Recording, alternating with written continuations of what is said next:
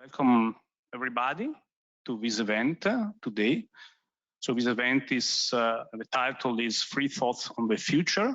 So it's on a side event, so I thanks everybody to be here and also the participants that are online.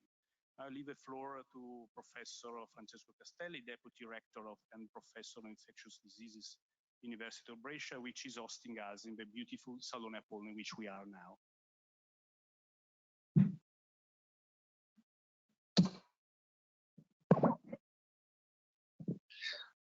Thank you, Sergio. Well, my role is very simple, just to welcome you. University of Brescia is very proud of having you all here in the Salone Apollo, and welcome all all the people who is connected to this event. Free Thoughts on the Future. I really like the title. And I have to say, I also really like the format, because we need to think about the future. Well, the University of Brescia, and myself in particular, we have also always been very sensitive to the Sustainable Development Goals. We had the Millennium Development Goal before, we had the Alma Ata Declaration before. So humanity is accustomed to set goals. Well, to set goals is relatively easy. How to get to the goal, well, that's the most difficult part of the story. And I have to say that the University of Brescia has also made some contribution to that. And in particular, the Professor Jeffrey Sachs was awarded the Laurea Honoris Causa back in 2018, I believe, just as a testimony of our interest to the Sustainable Development Goals. Well, our society is changing at an incredibly rapid pace and speed. Demographics, environmental, all other factors are really changing, and the mix of the population is also changing. So we have to anticipate the future, to think what the future will be, and to be able to monitor, which is also not easy, the progress that we are going towards Sustainable Development Goals. So we need to anticipate the future, and which is the way to anticipate the future. The best way is probably the Free Thoughts on the Future, where experts can give their perspective and discuss what will be probably our society in 5 years to come or in 10 years to come. If we know and we can somehow figure out how the society will be, then we can have some inputs and insights on how to reach the goals. And what is very nice to me that the goals have taught us a different way to deal with that, to deal with the society problem, with it, which is the transdisciplinary way. The world is interconnected. The people here are probably mostly in the economic field. I am a physician, but we all need each other in order to really comply with the task. So from my side, once again, welcome and have a good work and stay, and welcome also to all the connected people. Thank you very much, Francesco. Thank you for hosting us and also for this important words for us. Okay, today's panel is a part of a journey that started in February 2020 with the first Italian Association of Environmentalists Conference. The idea at the beginning, so that period, was to get institutions, businesses, and research all together around the same table as today. My free thought is that our goal is complex. I'm not sure that whether it can be reached on its own, but we certainly need the collaboration of all parties. Goal number 17 of the Sustainable Development Goals that about Professor Castelli spoken about some minutes ago, partnership for the goal, focuses exactly on this, so on partnership. Since then, a couple of things happened. So since 2020, from the pandemic to the war, in the meantime, more goals to achieve have been added. Particularly, I'm speaking about the net zero emission 2050. This event today is a natural outgrowth of economic modeling seminars we started in 2020. This is part of a larger project. This larger project we have called, the title of today is Free Thought on the Future, includes interviews, videos, book, and also the side event of today. I thank all the panelists that agreed to participate today and also in the past month with our project. And I thank them for their available time. We thank European Association of Environmental Resource Economists for welcoming this event as part of their science policy business interface that they started offering this year. I also thank FIM, Fondazione Enrico Mattei, University of Brescia today, Italian Association of Environmental Resource Economy, who have always supported our activities.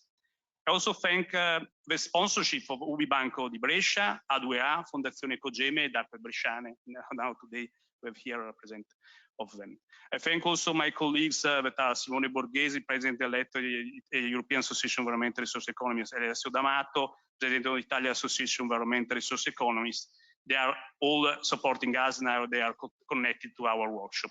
Okay, now I start with the schedule of today. The schedule of today is 2 panels. We start with the first panel at the moment. The panel is divided in 2 parts, so the 2 panels. The first start at now, 3 o'clock, and we finish at 4 o'clock with 4 panelists. The first will be Professor Phoebe Kondouri, but she is the president, among other things, the president of the European Association of Environmental Resource Economists, professor at the Athens University of Economics and Business, professor at Denmark Technical University. After we will have Professor Paul Atkins, Professor of Resourcing and Environmental Policy in UCL, University College of London. Maurizio Fusato for Ecological and Energy Transition for Alpi Group, and also Alessandro Varese, that is here, that is here, CFO of Acque Bresciane. Thank you for being here. So the structure is the following. I started with a common 3 questions to all the participants, to all the panelists. And after there are specific questions for each of them. So I start with the common questions. The common questions are the following. Do you think is it possible to push to reach the net zero emission target by 2050? Second, which might be the main obstacles preventing the achievement of the target? Do you have any solution to suggest for overcoming the above mentioned obstacle? If you are concerned about several obstacles categories, which would you address first and how? The last one is related exactly to our panel. So the idea is to understand which is something that you are doing and what you can think that the other can do. So the question is, considering your role and your institution, what are you doing to achieve these goals? What would you recommend others, so research, institution, and business to do? Okay, now I leave the floor to Professor Kondouri. I thank you very much, Phoebe. And to reply to this question and also about European Association as also SDSM. Thank you, Phoebe. Thank you so much. Thank you so much, Sergio. Thank you for having me here, and thank you for running this very constructive series, constructive with regards to building interfaces between research and policy and businesses. You're right, our work is complex, and in answering your question directly, I think that the target of climate neutrality by 2050 is not only feasible, it is necessary, but of course it is difficult. So the world is complex, as you said, and at the moment we are facing multiple crises, the COVID crisis, the huge economic recession that derives from COVID, and other sources as well, like the war, which is leading to escalating inflation and probably to stagflation. We are facing the climate change crisis, the biodiversity collapse crisis, the war, And with all these crises, I would add that the population crisis, the energy crisis that started before the war, but is being aggravated by the war, the food crisis as a result of the war, and all of this leading to a huge inequality crisis that is in itself aggravating the geopolitical instability. What we do at the United Nations Sustainable Development Network, I lead the European hub, and I also lead the global climate hub of this network, is that every year since 2015, we've published this Sustainable Development Report, which showcases how the countries across the world are performing with regards to the SDGs. And the results are not good. The last 2 years, we have stagnation with regards to the progress. And we have many countries, especially in the global south, but not only, really underperforming with regards to the SDGs, showing that they do not have the capacity to implement the goals. So what do we have in our hands? What are our weapons?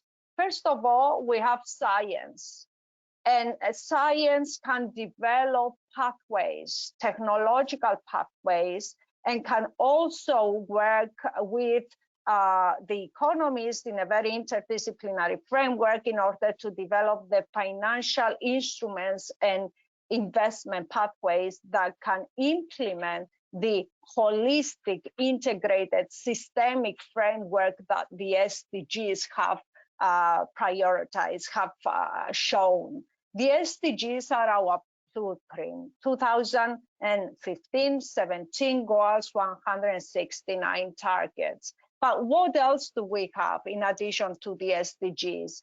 We have the Paris Agreement of 2015, of course, and then let me focus in Europe and remind of the European Green Deal, the 4 axes. So together with science, we have in Europe directly implementable and already implemented policies transposed into regulations, taxes, subsidies, incentives, and laws that are supporting the implementation of the European Green Deal. The European Green Deal, that one of its axes is climate neutrality by 2050, together with pollution reduction and clean tech leadership by European companies, and of course, social cohesion, leave no one behind.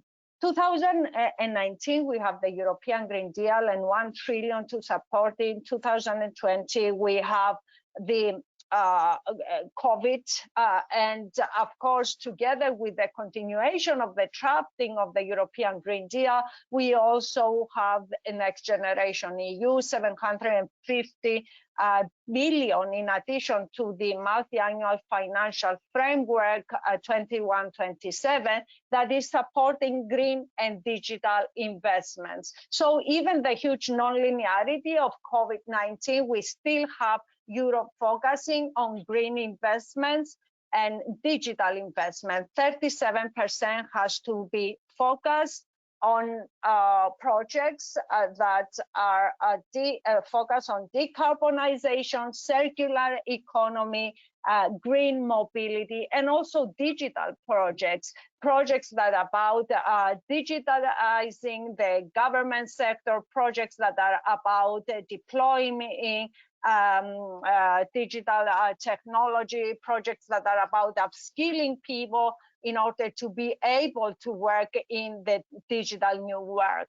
So the big question is, how are we connecting the European Green Deal implementation with the SDGs? And let me also mention the other policies, the climate law, that is the first time that puts into a legal framework and puts into a legal commitment to become climate neutral by 2050 and reduce emissions, CO2 emissions by 55% by 2030 and 80% by 2040. Then we have the EU taxonomy streamlining capital to clean green projects, including climate mitigation, adaptation, circular economy,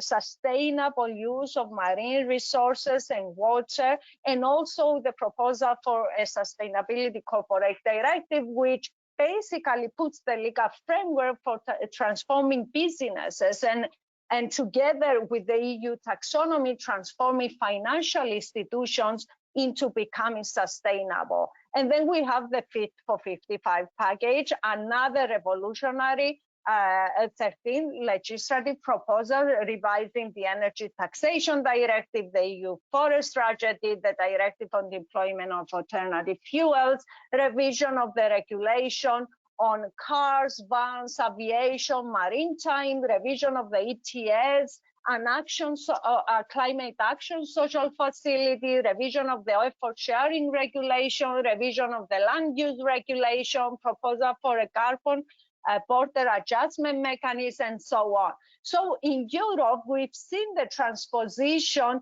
of our aims into policy, and this is very good because it's the only way to really implement, accelerate the implementation of the transition.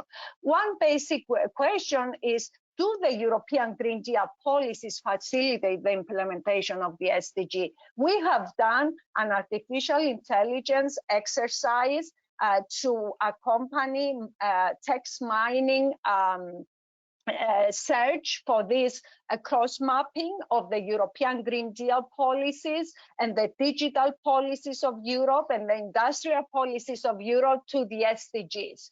Our results showcase both the text mining, but also the deep learning approach that we use that basically mimics the way human brain makes connections and decisions. Our results show that the European Green Deal is very good in supporting the transformations and the SDGs that are relevant with regards to decarbonization and sustainable industry, and it is quite efficient also in supporting the transformation that is that includes the SDGs that are relevant to sustainable food production, sustainable land use, water, and oceans.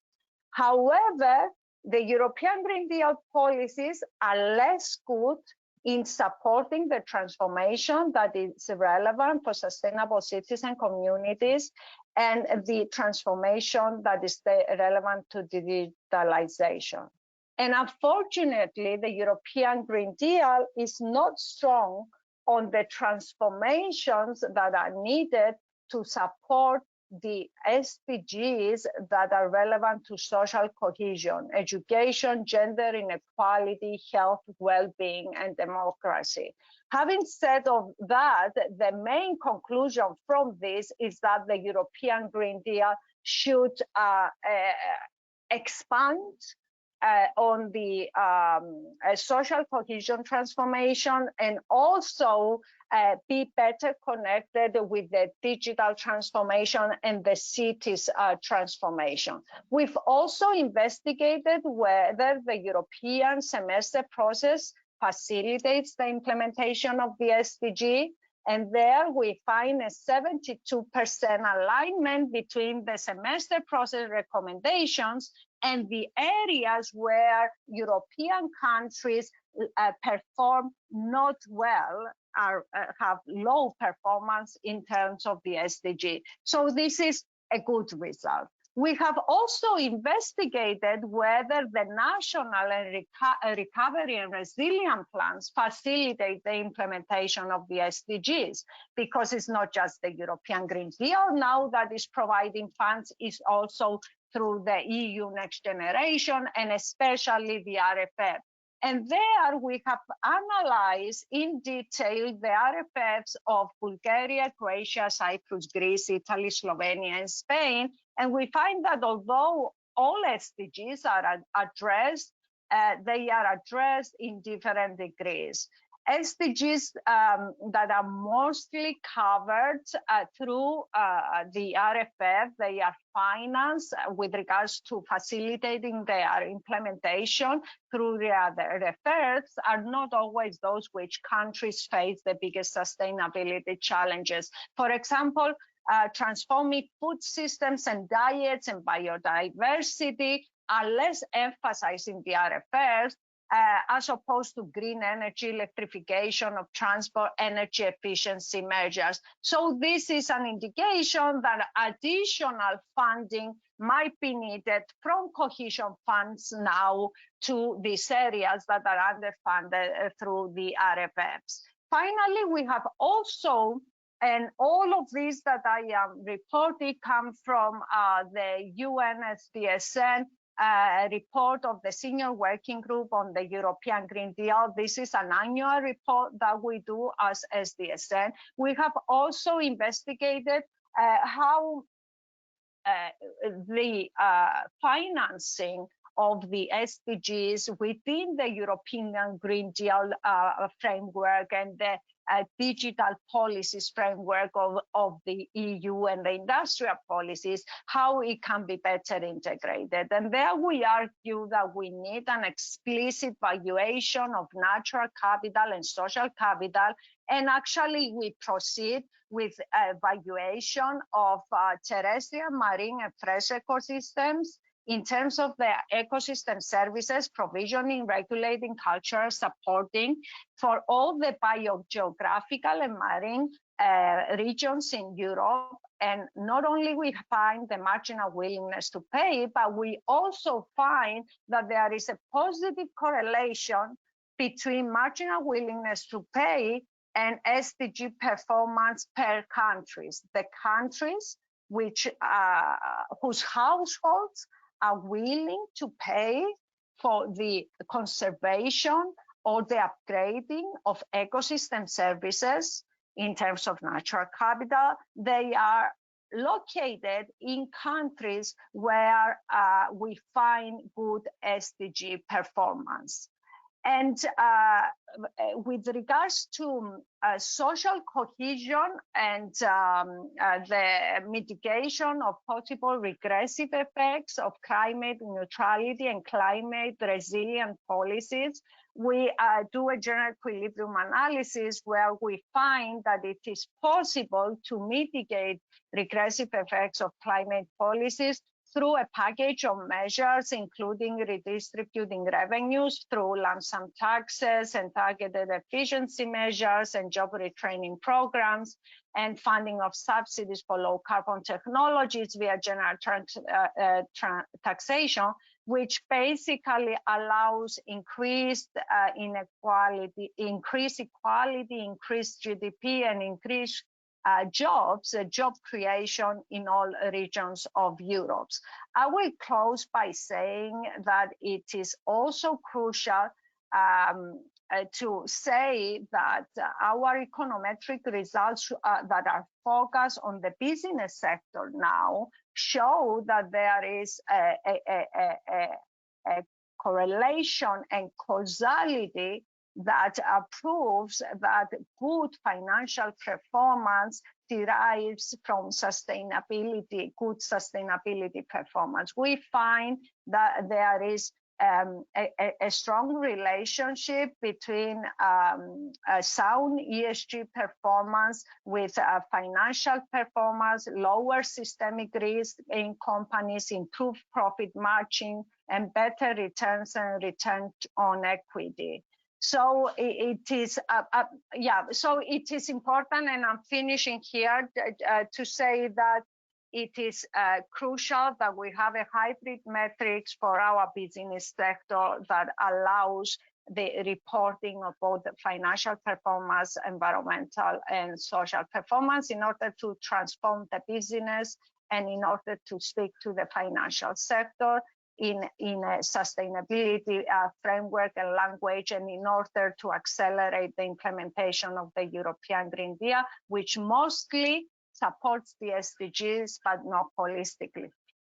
Thank you.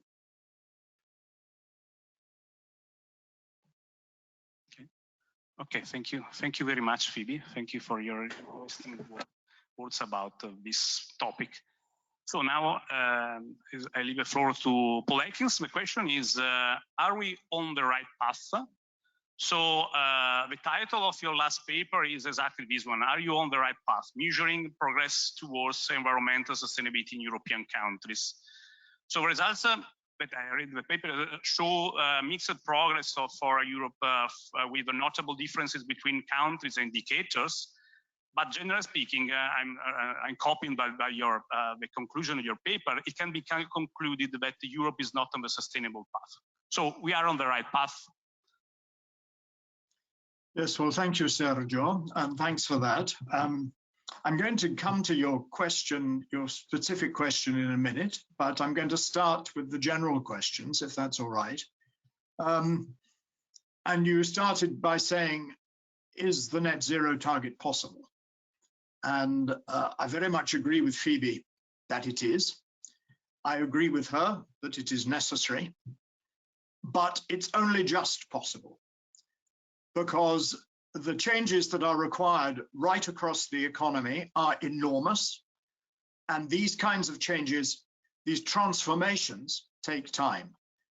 And unless we make much more progress over the next few years than we have over the last few years, then it will not be possible to get to net zero by 2050.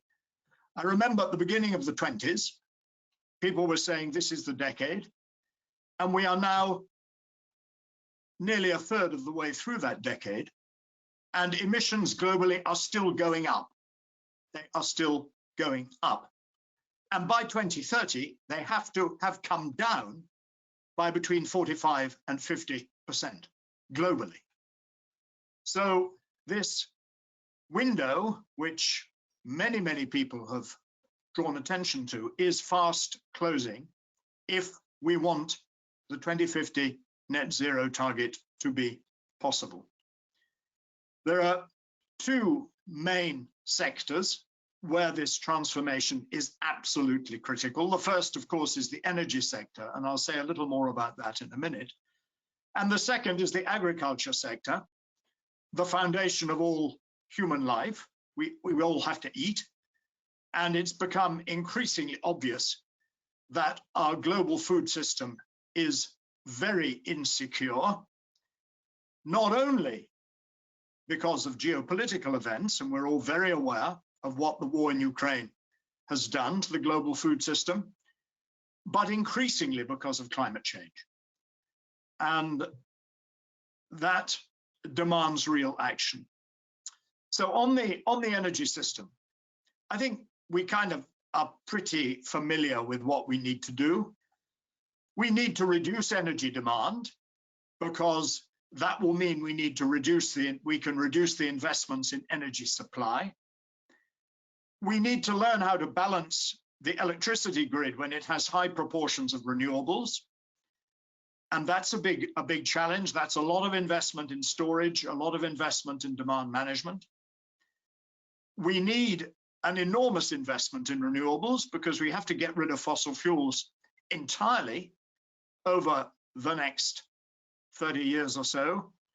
And at the moment, the global energy system is 80% composed of fossil fuels. That's 80%.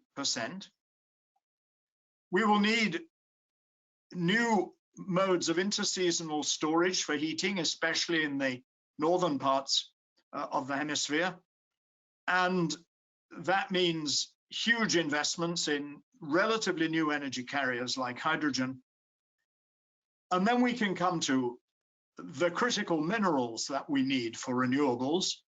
The fact that a lot of metals that we don't normally make much use of are crucially important.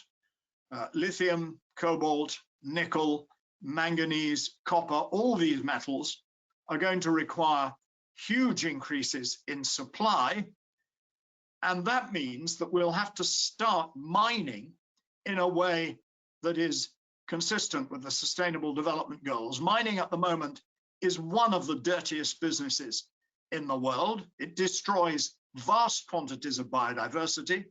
It can be devastating to communities. It destroys water supplies. And of course, it's also very carbon intensive because of the energy sources that it uses. That has to be completely transformed. So this agenda is enormous. You then ask for what are the priorities in order to resolve some of these issues. Well, the main priority is that governments have to set conditions for private investment. Public investment cannot begin to address these issues. It's important in its own way, but private investment has to do the heavy lifting. And the private financial sector will only invest when the risk and return ratio is right. So governments have to reduce the risks, and they have to find ways of increasing the return. And they will do that through regulation, through prices, carbon taxation, and indeed resource taxes of other kinds, through investment in innovation, and through something that Phoebe also mentioned, carbon border adjustment mechanisms. And then for the materials and resources sector, we will need, just as we need carbon border adjustment mechanisms, we will need sustainable commodity agreements. We will need to distinguish between a ton of copper that is produced in an environmentally sustainable way and a ton of copper that is not produced in an environmentally sustainable way. We have the technologies to do this now through blockchain and other traceability mechanisms. But at the moment, the legislation is nowhere in place that will enable the decommodification of these minerals to take place. So you'll have gathered that I think government has the principal role to play in this. This is not surprising because we're faced here with a public goods situation of global proportions and a market failure situation of global proportions. And we know that it's governments that have to resolve those issues. But once governments have set the market framework for private investment to make profitable investments in sustainability, and for businesses to be able to take advantage of the innovations and efficiencies which they're very good at taking advantage of, then obviously markets and businesses are going to be enormously important. And so, Sergio, to your sort of extra question, you drew attention to a paper that I was co-author of recently, which created two new sustainability indices, one giving a snapshot of the current performance of a national economy with regard to environmental sustainability, and one showing its trend over time as to whether it would reach the science-based targets that underpin the indices, whether it would reach them by 2030. And you're quite right, for the European Union, which is the bloc that we'd calculated these indices for, the picture is very mixed, but broadly, we are not either performing within the safe operating space that the planet affords us now, nor are we on a track to get to these science-based targets by 2030. I don't think this came as a great surprise. I think the detail of the indices is always much more interesting than the aggregate measure. And it's very interesting looking across European countries to see those European countries that perform well on some indices but badly on others.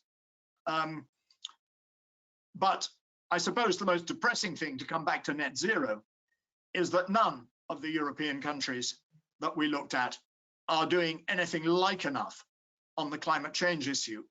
And that has to be the one which now must get a much greater focus in public policy than it has so far. So that's probably enough from me at the moment. Thank you very much. I look forward to hear what the other speakers have to say.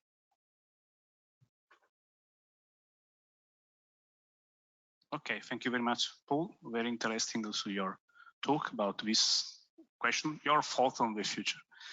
Now the floor is for Maurizio Fusato. So also in this case, the added question is this one. So it's related to Feralpi investment forests for the future, 2022-2026.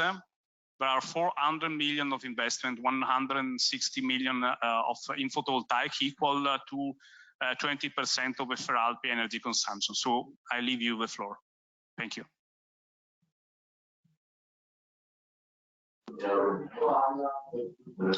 Sì, buongiorno a tutti. Good morning, everyone. Thank you very much for the invitation and for organizing this very interesting conference. I apologize if I'm not there with you in Brescia, and I also apologize because I'll have to disconnect in 20 minutes because I'm meeting actually the CEO of Feralpi, and we will be talking about sustainability targets.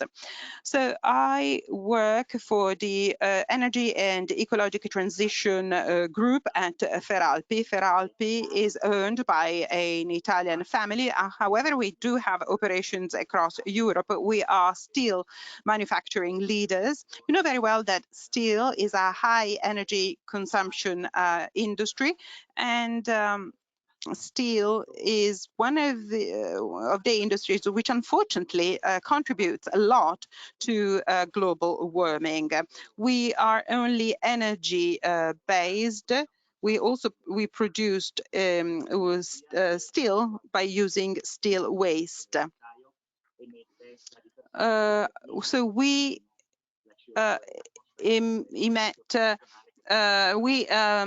discharge 10% less than traditional steel manufacturing processes, but we still have important emissions. We produce 10 times less carbon dioxide. So our emissions account for 2/3 of our emissions depend on energy consumption. 1/3 of our emissions are direct emissions, which are mainly due to methane consumption. I'm quite optimistic in terms of the net zero emission targets, not just because I know that too little has been done over the last 10 years. However, I am recognizing that the financial world and the company world is really accelerating in their contribution. I must say that over the last few months, people are recognizing that renewable emissions are absolutely financially profitable. So this is a great opportunity, and this will mean that even in quite a short period of time, we will be able to achieve a very interesting decarbonization targets. However, I think it will be crucial for us to invest massively in renewable energies. There are companies that are interested, there are funds available. What we need is accelerate renewable energy production by making authorizations processes faster and faster. So I'm quite optimistic as far as our industry is concerned. Unfortunately, I'm not familiar with other industries, including agriculture, that was mentioned. For the steel industry, despite the emissions that we pursued, I do think that there are great opportunities coming from the renewable energies. I'm less optimistic as far as Scope 3 emissions are concerned. More specifically, some few raw materials, for example, iron alloys, and other materials. There is also an issue with transports. I think that as far as transports are concerned, probably it won't be easy to reach the Scope 3 emissions targets because of a few obstacles. The main one is probably authorization for having access to renewable energies. And I think this is not mainly an Italian problem. I think it's a problem almost everywhere. Renewable, including renewables, for example, photovoltaic. Well, there are many companies that would be interested in investing, but then those investments do not materialize because there are technical problems, bureaucracy problems. There is another obstacle which has to do with transport. We produce steel, therefore we transport steel across Europe, which means that logistics is very important. We send millions of tons every year across Europe. Well, in our main plant, we have a railway node that we can scarcely use.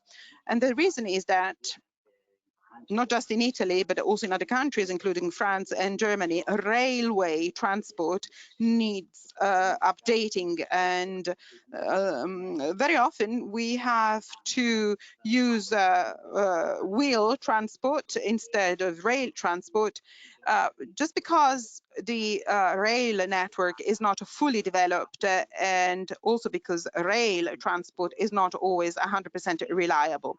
We are investing quite a bit of money to improve this railway transport system, but there are some obstacles there. What are we actually doing? And this takes me to your last question concerning Feralpi's most recent investments. Feralpi was interested in this topic years ago. Back in 2004, we issued our first sustainability report. Back then, in 2004, not many other companies were so much into these ideas. But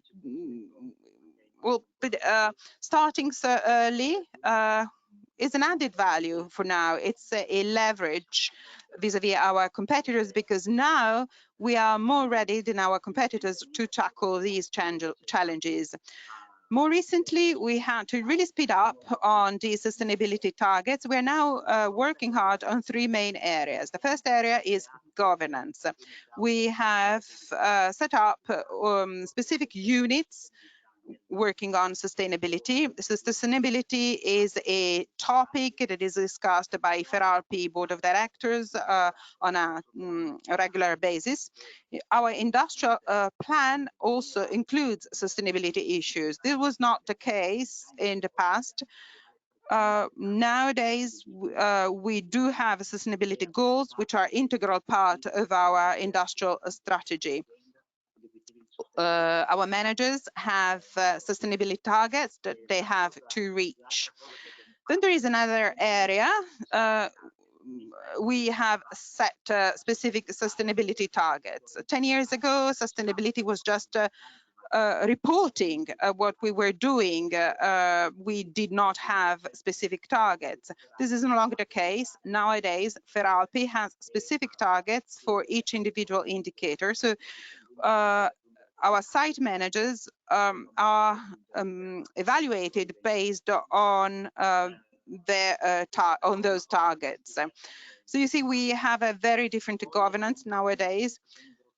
But we're also working in terms of metrics, meaning data collection and on data collection platform and certifications. The greenwashing risk is quite big, and we don't want to go along that line. We want to be absolutely transparent and clean. But we have also started a number of interesting projects. We have tenders. In order to reach our targets, there are two main areas. As I said before, 2/3 of our emissions are accounted for by our energy consumptions, and therefore we have to move to renewable energies, and we'll do this by direct investment. We now have approved 120 million euros worth of investment for self-production of 20% of the power we use every year. So this is direct investment by using our own photovoltaic plants. But we also need to buy renewable energies by using certificates of origin and using the so-called PTE certificates. We've also started some other projects aiming at reducing Scope 1 emissions. I'd like to mention two large projects which will cost us 250 million euros for the next 3 years. These two projects aim at electrifying some processes that are currently gas driven. We will stop some major gas furnaces consuming 30 million cubic meters of gas. They will be replaced by electric induction furnaces, and they will be powered by renewable energies. This will mean that we will be able to reduce our direct emissions by some 50 tons per year. We also have some additional projects on energy efficiency. We have other projects for the replacement of raw materials. We're still using carbon on a, quite marginally, but this is going to be replaced by recycled materials from the collection of plastics. So we will be using recycled plastics to produce energy. So this shows that we have implemented a number of projects for energy efficiency. CO2 capture projects do not seem very promising to us. I'll stop here because I see that I've spoken for more than 10 minutes, so I'll stop here and thank you very much. Okay, thank you very much. Thank you very much, Maurizio. Very interesting. I have to say that sustainability report 2004 was very foresighting at that period, and so it's also your investment and impressive. So now the next is Alessandro Varesio for Acque Bresciane. The another question is related exactly to the most important thing related to Acque Bresciane, that is water. So with the increasing effect of climate change and the problem related to water management, what is your take on reduction of water waste? Which are the main suggestions for ABC community? Because I know that you have this ABC community in your report. Okay, I leave you the floor. Grazie. Buongiorno a tutti. Thank you very much. Good afternoon, everyone. For sure, the topic of drought is indeed something we are very much aware of, especially lately. We have some municipalities that are going through a water emergency, and infrastructures are not up to the level in providing the necessary amount of water, the necessary water supply. But going back to the questions we were asking ourselves today, we believe that in 2050 it is possible to get to net zero emissions, NZE.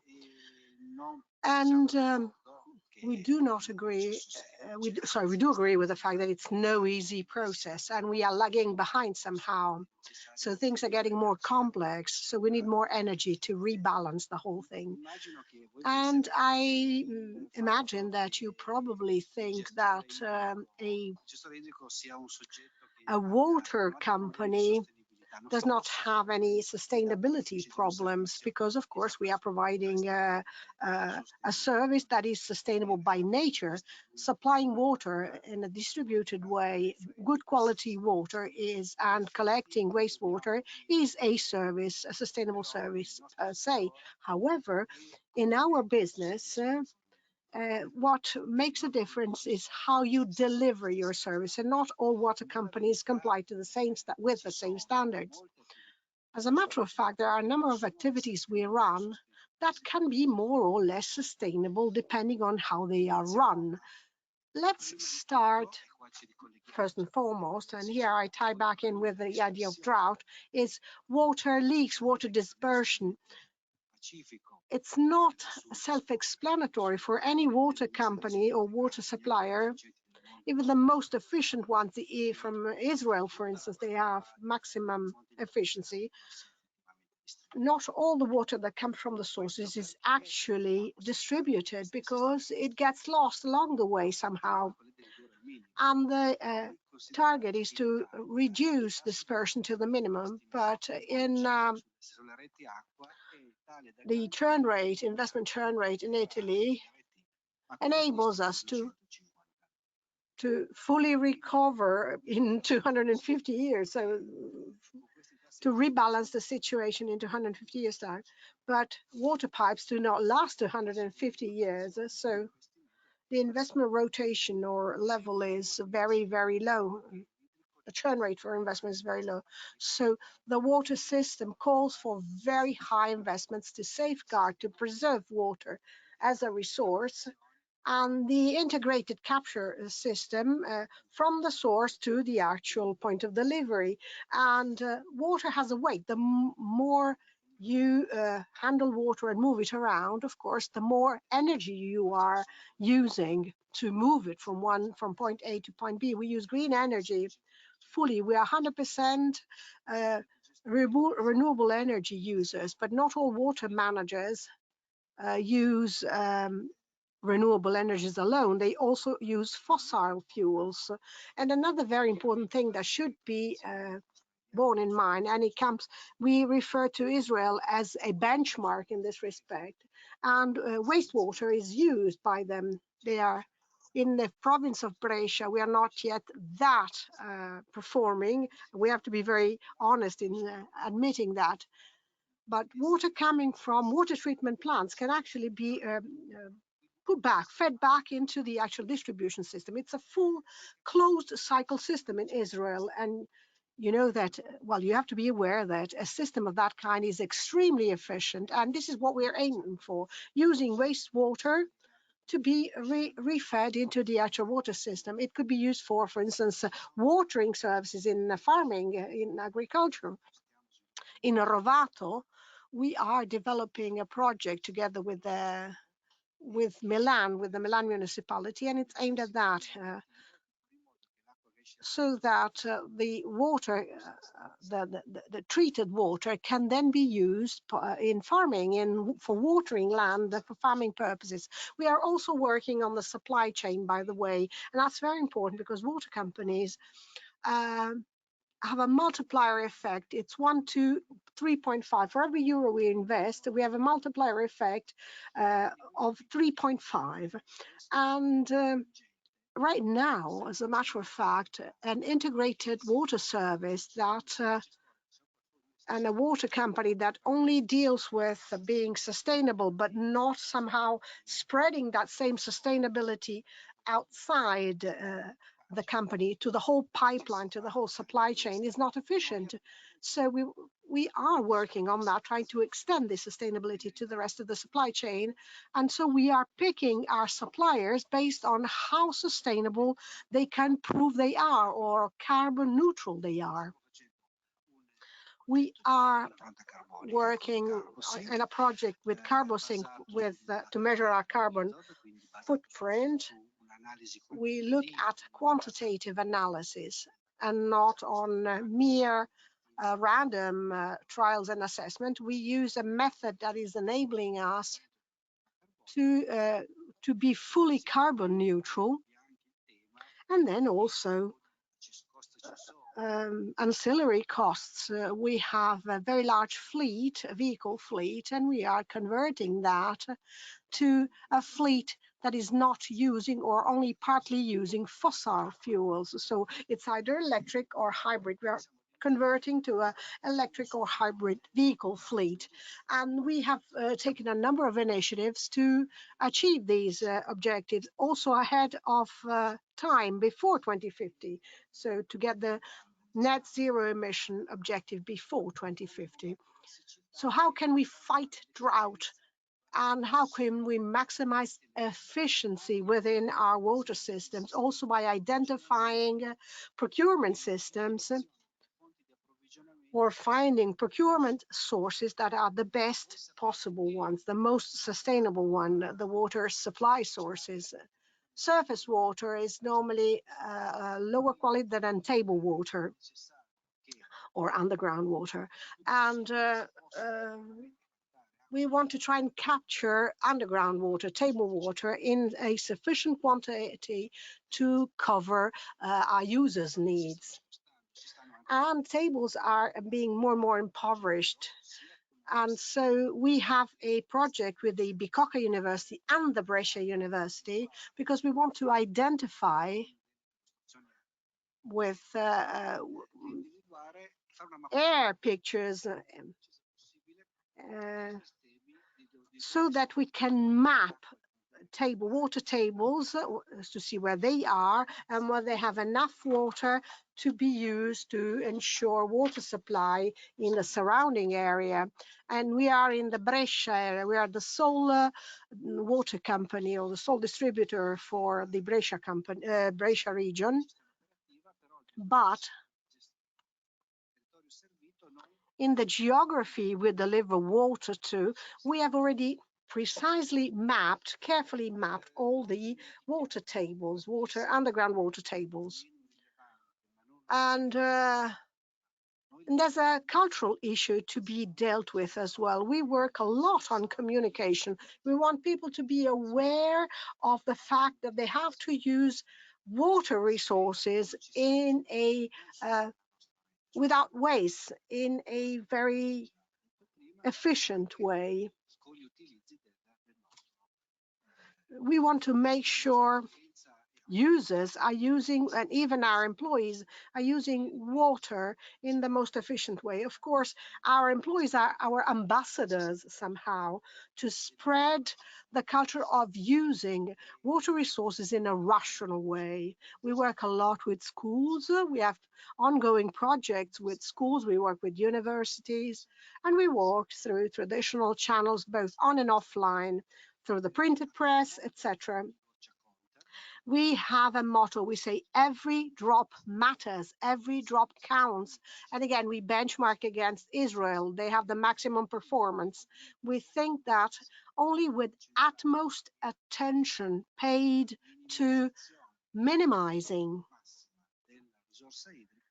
the water waste somehow can we preserve water for future generations. Because think of the heat we are going through these days. And this has to remind us that water resources are scant, are more and more impoverished. And we have a geography that's full of lakes, sea, glaciers, you name it, and yet we are getting less and less water available. And when it comes to other topics that were dealt with today, we fully agree there's a need for major investments in the water universe to reach carbon neutrality.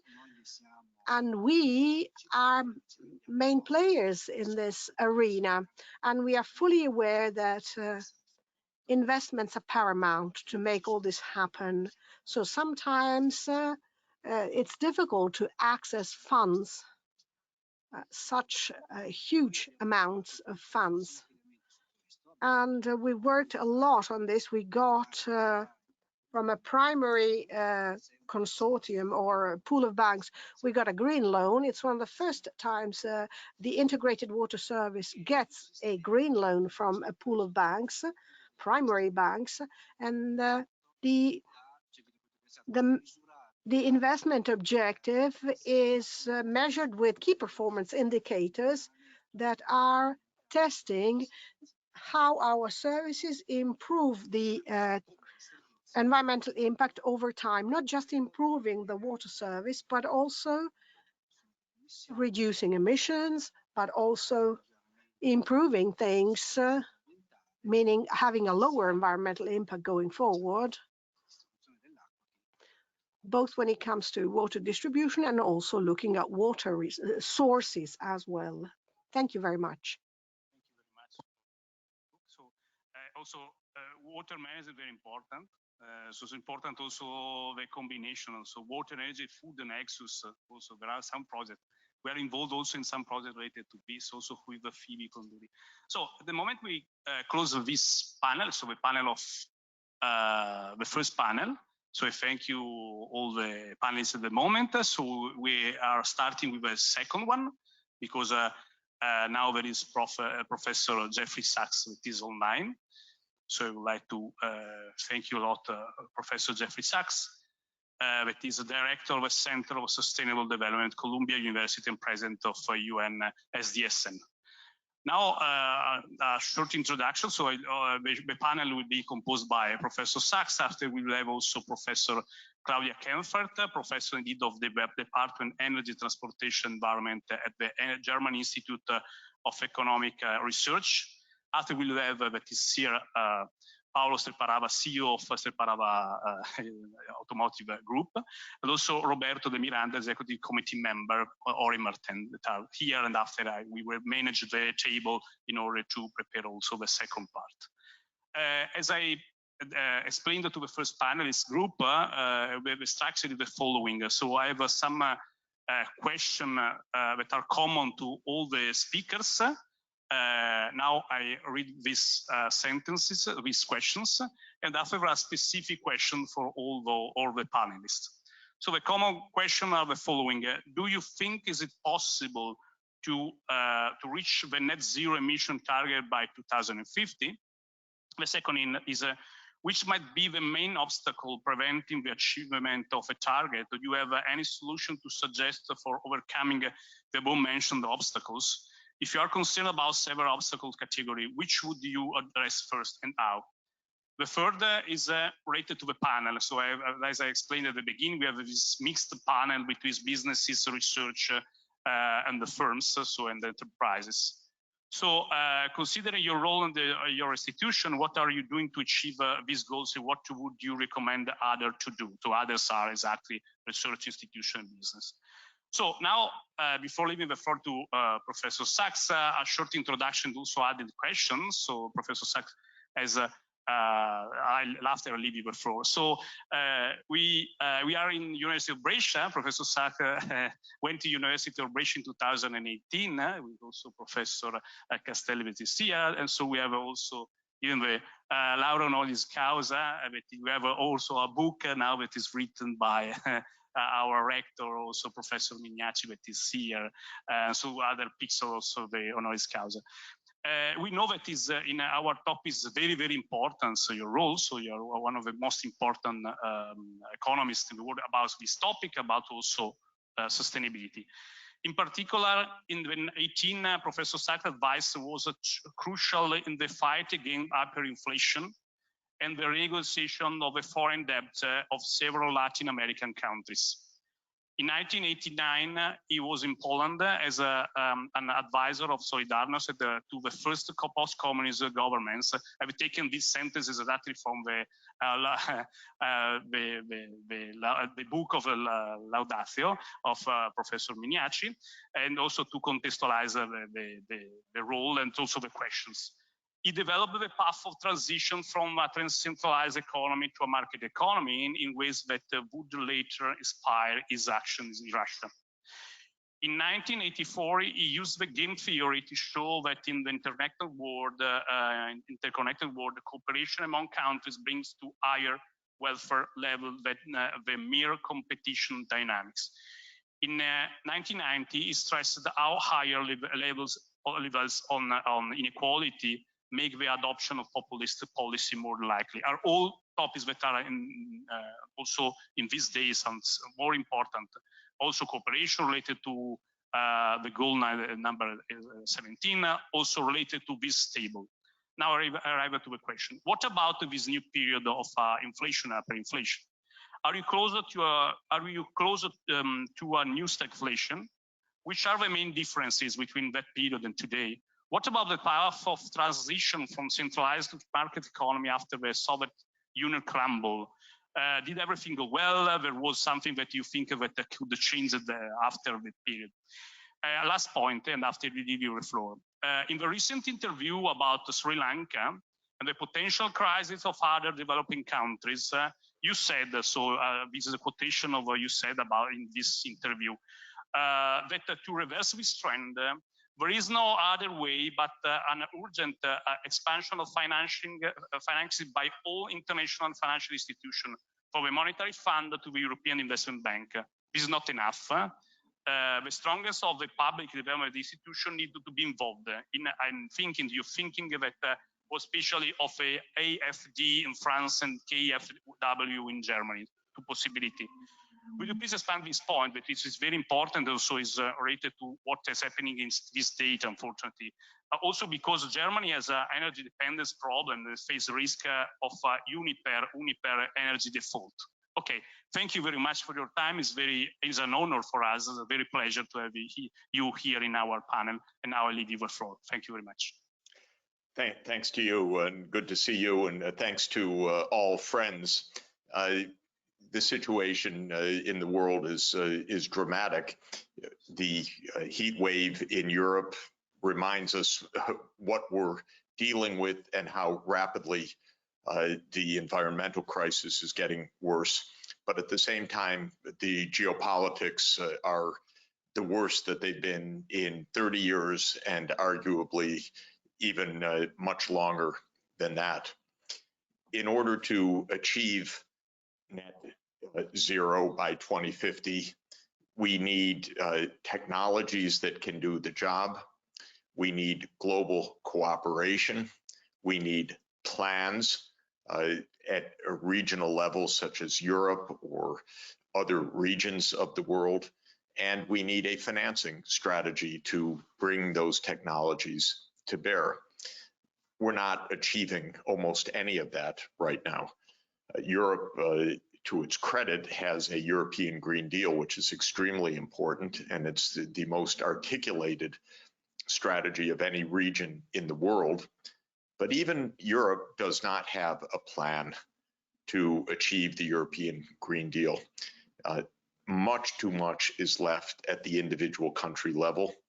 The nature of the European-wide energy system is what really is at stake. We need an interconnected grid of clean energy, both electrons and hydrogen.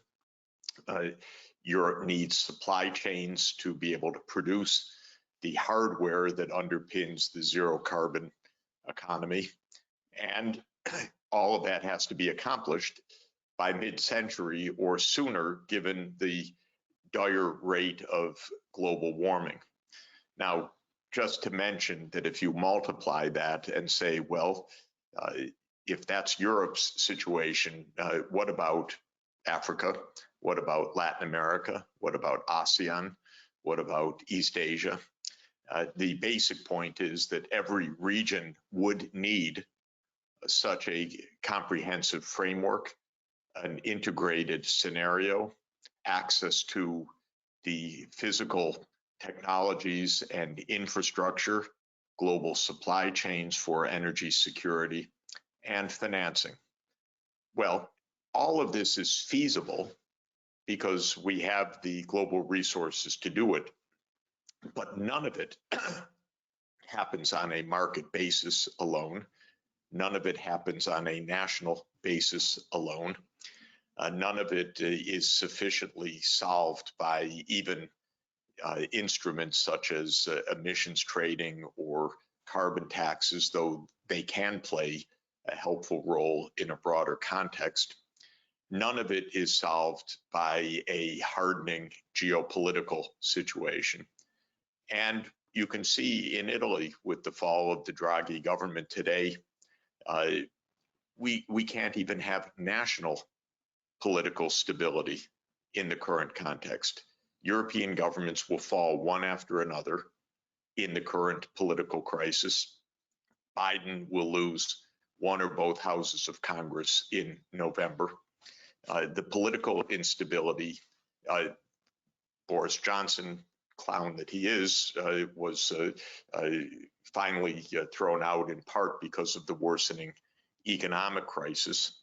And we don't have, therefore, a political base to do this. So I'd like to start with a couple basic points. The war in Ukraine must end. It is not going to end, dear friends, by a defeat of Vladimir Putin. No matter how many times this absurdity is said by Baerbock or by Biden or by others, the war will end when NATO acknowledges it will not enlarge to Ukraine and when there is a negotiated outcome. If we continue on the path that we're on, that Ukraine gets more and more arms and it's going to defeat Putin and no compromise, and we're going to push Russia out of Crimea, et cetera, either Ukraine will disappear from the map or we will go to World War III or all of the above. And we will not have an energy transition. So if we want to have an energy transition, if we want to have a stable world, we need to end the war first, and not on NATO's terms.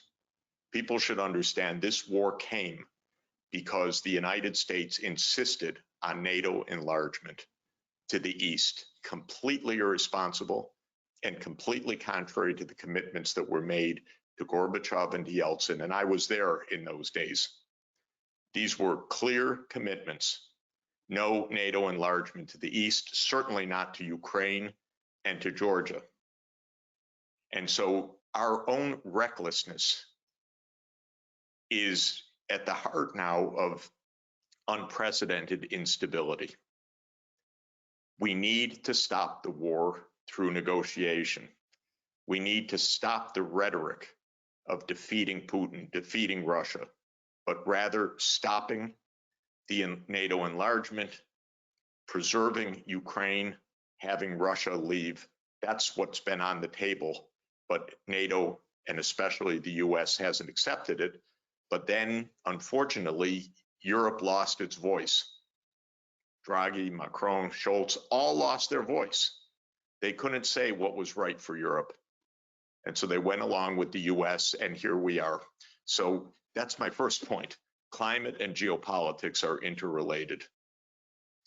This goes back to a question you asked, by the way, what went wrong in the 1990s? I can tell you, I know in detail what went wrong. And what went wrong was that the United States and Europe were ready to support Central Europe, but they were not ready to help Russia. And more than that, Russia became an enemy again because US neoconservatives wanted it that way. They wanted US primacy. They didn't want to help Russia get back off the ground after a devastating economic and political crisis. So the result was to push Russia against the wall, and Putin finally reacted. There's a lot more that can be said about this, but it's our failure to cooperate and to be wise that has been at the root of this crisis. We face a similar challenge right now with China. Is it really our purpose to have a geopolitical conflict with China when we need cooperation with China on so many fronts, when we want to avoid a war with China over Taiwan, when we need cooperation on climate change? China, I remind you, is the world's largest emitter, 28% of greenhouse gas emissions, and we need cooperation.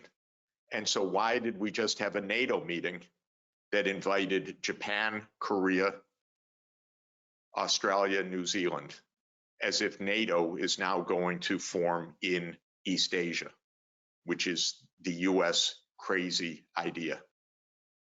So please, in Europe, take care. that we need peace, cooperation, and then I can turn to the economics, because if the geopolitics is done right, then we're left with a huge challenge. How in 28 years do we get to net zero? And let me put that in several different parts. First, you need the goal. Europe has the goal. Second, you need a plan. Not 27 plans, but a European plan. An interconnected grid, as I said, of zero carbon electricity and of hydrogen for the non-electrified parts of the energy system. Then you need financing. Well, there's no part of the world that's closer to achieving all of that than Europe. This is what the European Green Deal can and should accomplish. It's very close. I think that the economists can really help on this to show what is a good plan, what is an interconnected system in Europe, EIB, European Commission budget. These are all important instruments. So then I would emphasize this is a world challenge.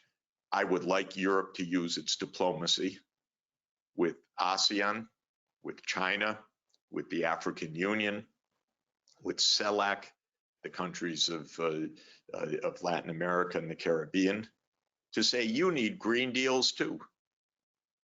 That means goals, plans, and investment strategies.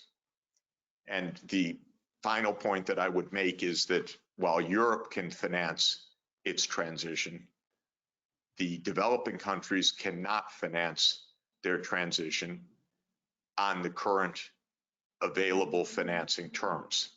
Euro bond markets are too unstable, too small, too illiquid. Basel II prevents banks from playing a major role. So developing countries do not have access to long-term, low-interest financing. And that's where the multilateral development banks and the public development banks are essential. And I'm working with the UN leadership to advocate a massive scaling up of the public development banking and multilateral development banking system in future years to provide 30-year plus lending at interest rates that are roughly no more than 200 basis points higher than AAA bond rates as the basis for what is required, a massive, massive increase of investing. So Europe's challenge is twofold. One, achieving this within Europe, and second, as the world's clearest thinking region, to help other regions to achieve this. But my main hope, Europe cannot think clearly in the middle of this crisis right now. This crisis is leading to terrible decisions. It's leading to political instability in Europe. It's leading to a worsening economic situation. The hardliners are absolutely wrong. They're destroying Ukraine and they're destabilizing the world. We need peace through negotiation. So let me stop there and turn it back over to you.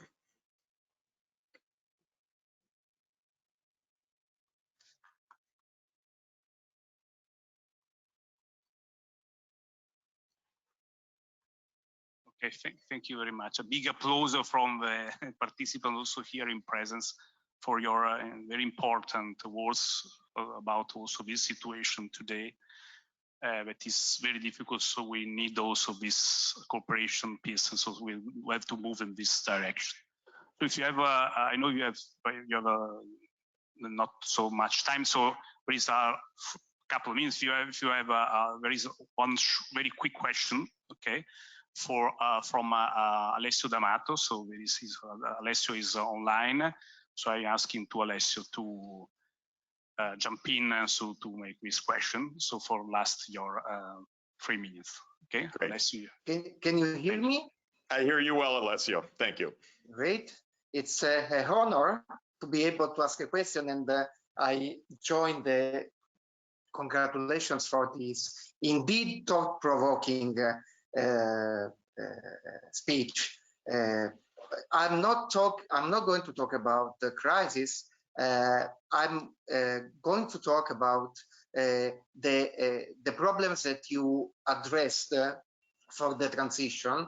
And one thing I was wondering, and that I didn't hear mentioned a lot so far, is a thing that it may be, at least according to me, complementary to all the big steps that you suggested are needed, which is changes on the consumer side. And when I talk about consumer side, I talk about preferences.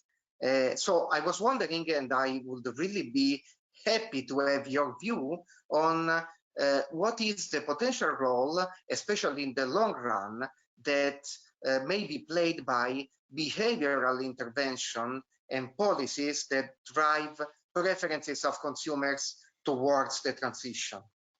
Yeah, thanks great. a lot, and thanks again for your speech. Yeah, well, thank you. And for your kindness. Thanks. Thanks a lot. There are some areas where direct behaviors absolutely matter in important ways. Perhaps diet will prove to be one of them, because the issue of how we eat has such profound implications for agriculture, which has such profound implications for at least a third of the emissions issues and much more than half of the land use crisis. The way we use resources in our daily lives, of course, recycling, waste management, the ways that we go to work, whether it's by Zoom or by car or by walking and bicycling, matter. Our lives will change a lot, as they have in the last 3 years, in the digital age, in a green age. And so public awareness, understanding, participation, as your colleague Leonardo Bacchetti says, voting with the wallet, this is all very important, I think, an additional piece. Certain things I think are less directly relevant. For example, I don't pay too much attention, and if I weren't studying it, would have no idea, when I turn on the light switch, how my electricity is produced and where it comes from. The electrification of the economy is less a behavioral issue than it is a systems issue behind the wall. So we don't see it. We need broad public acceptance. Behavior matters. Do people accept a wind turbine? Do they accept an overhead power line? So in a way, one could say that even in an area such as the power sector transformation, there are behaviors that implicitly matter: acceptability of the green technologies, acceptability of the land use change patterns, acceptability of transmission lines and so forth. I think the bottom line, though, that is a general point of your question, is we need and we believe in citizens participating, understanding, and choosing for the common good as part of any decent society. So this philosophically comes back to the long debate in economics, really between Adam Smith and Genovese in the late 18th century. Smith talked about an invisible hand. Genovese talked about 𝘚𝘱𝘦𝘢𝘬𝘦, a civil economy of decency.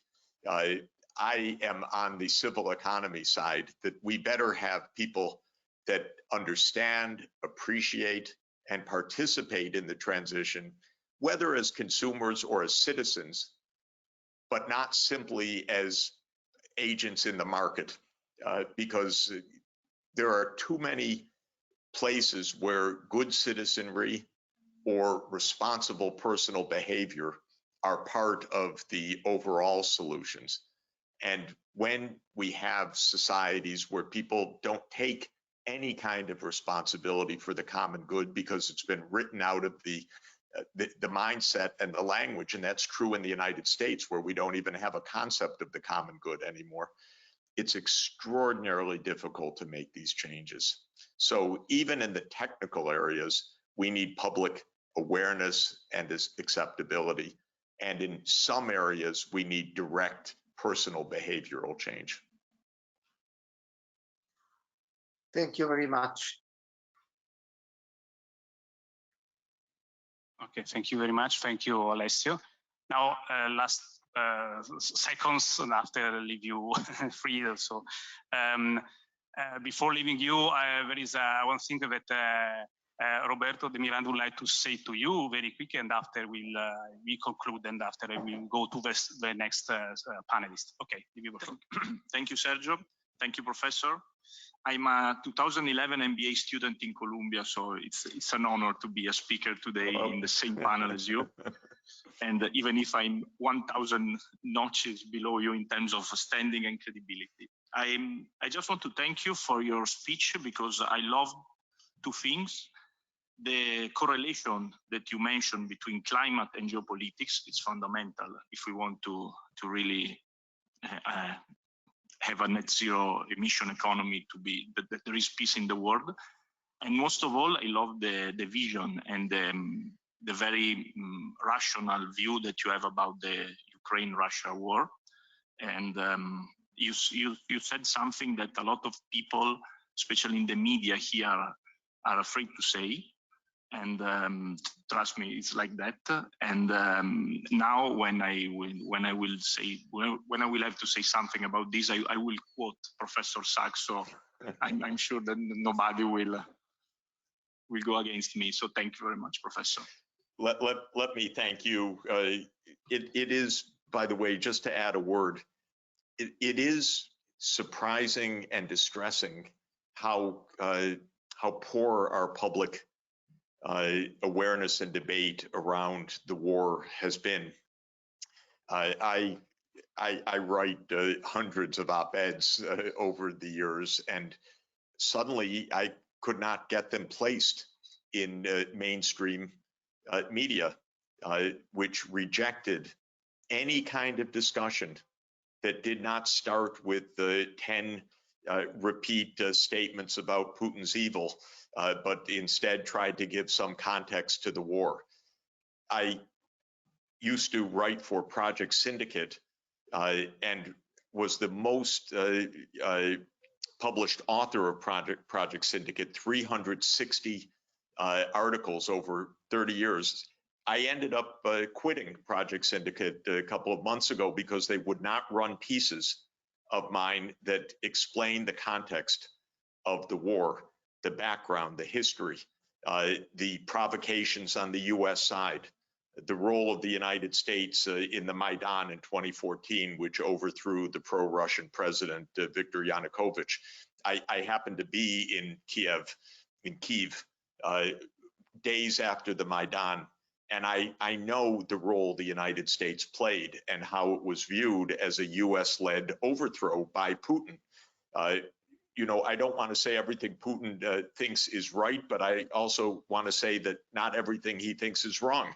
There's a history to this that goes back 30 years. And the United States stopped allowing discussion of it. Truly, my hope was that Scholz, Macron, and Draghi, three people I know well, like very much. I was Mario Draghi's, I was a younger classmate, but I was in school with him, and we go back a long time. I like him enormously. I think he's incredibly talented. But I wanted to hear the European voice more strongly.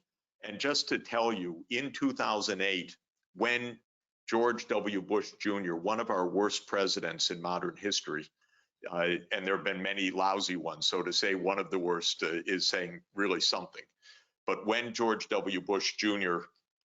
proposed NATO enlargement to Ukraine and to Georgia, European leaders were aghast.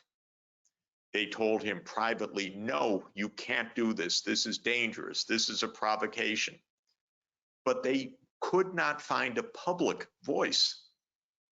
They're too scared, too dependent on the US nuclear umbrella, too something to speak what they say privately, publicly. This is very worrisome because we need Europe. We need Europe with a strategic autonomy, with a clear view. Europe's values are the best values in the world, I can tell you, because I do all sorts of comparative work. Europe ranks highest on happiness, highest on quality of governance, highest on sustainable development. The United States way down the list. And yet the US is the military alliance leader and dictates what's acceptable and not. Now, speaking very frankly, the biggest shock to me this year is the position of the Greens in Germany. It's unrecognizable to me how aggressive the Greens are in warmongering. Maybe they have no idea of what Hans-Dietrich Genscher said to Gorbachev in 1990, how Germany promised no NATO enlargement. And not incidentally, but explicitly. And I was there, I tell you, I was in Russia and Soviet Union in those days. NATO enlargement was taken off the table. But the Greens in Germany are so aggressive right now against Putin. And I heard it just now. I spoke to the G20 foreign ministers last week. Oh, the vitriol was the opposite of diplomacy. So please be Europe. That's my big plea, because the United States won't find its way out of this maze. We need Europe to do so. Europe has the biggest stakes. With this deepening economic crisis, it makes sense for Europe to push the two parties, actually it's three, it's the US, Ukraine, and Russia, to a negotiated outcome. And I thank you for your comment and really hope that we can raise our voices to help make that happen very soon, for Ukraine's sake, first of all, by the way.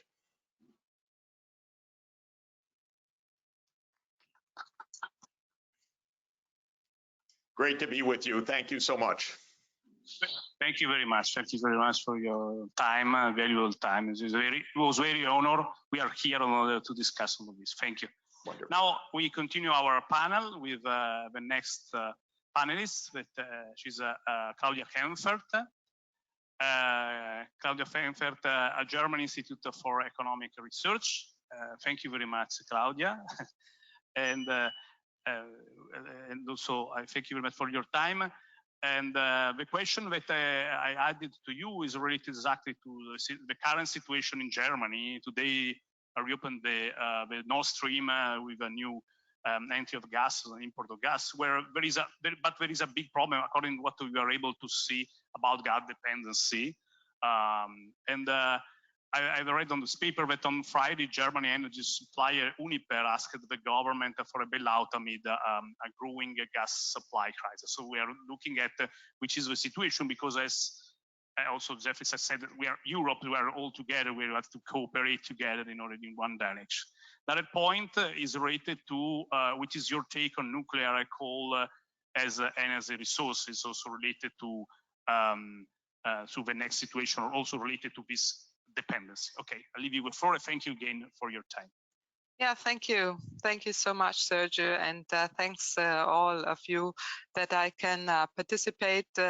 Greetings from Berlin. It's a great honor to be this afternoon with you, and we are in the middle of a gas crisis and a lot of discussions, and this is why I cannot be with you in the wonderful Italy today, but really honored to be part of it this way. So just few remarks. I mean, Jeffrey has brought the big picture. I will dive into it a little bit from the German perspective.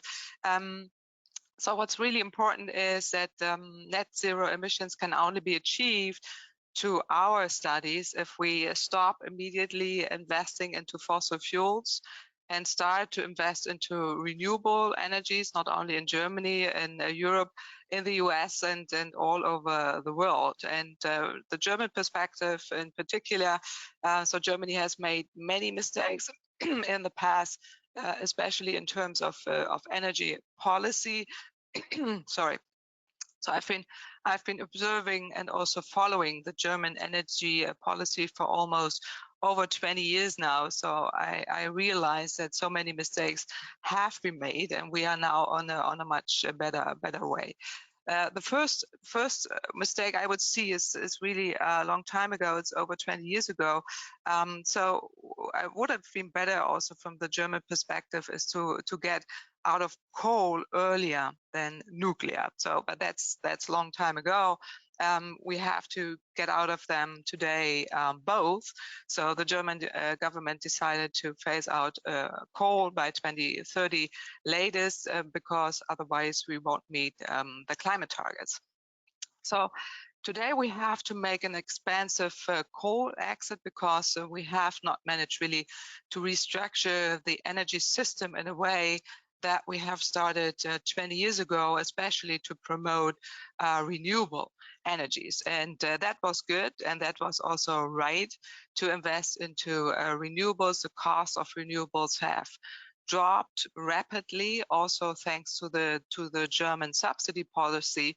But then Germany did not harvest really its own fruits, but left the field, especially to others. So we see on the global scale that many companies migrated to China, especially because China has pushed really an aggressive subsidy policy, especially related to solar energy. And in addition also to that, it failed to further expand also the share of renewable energy in Germany.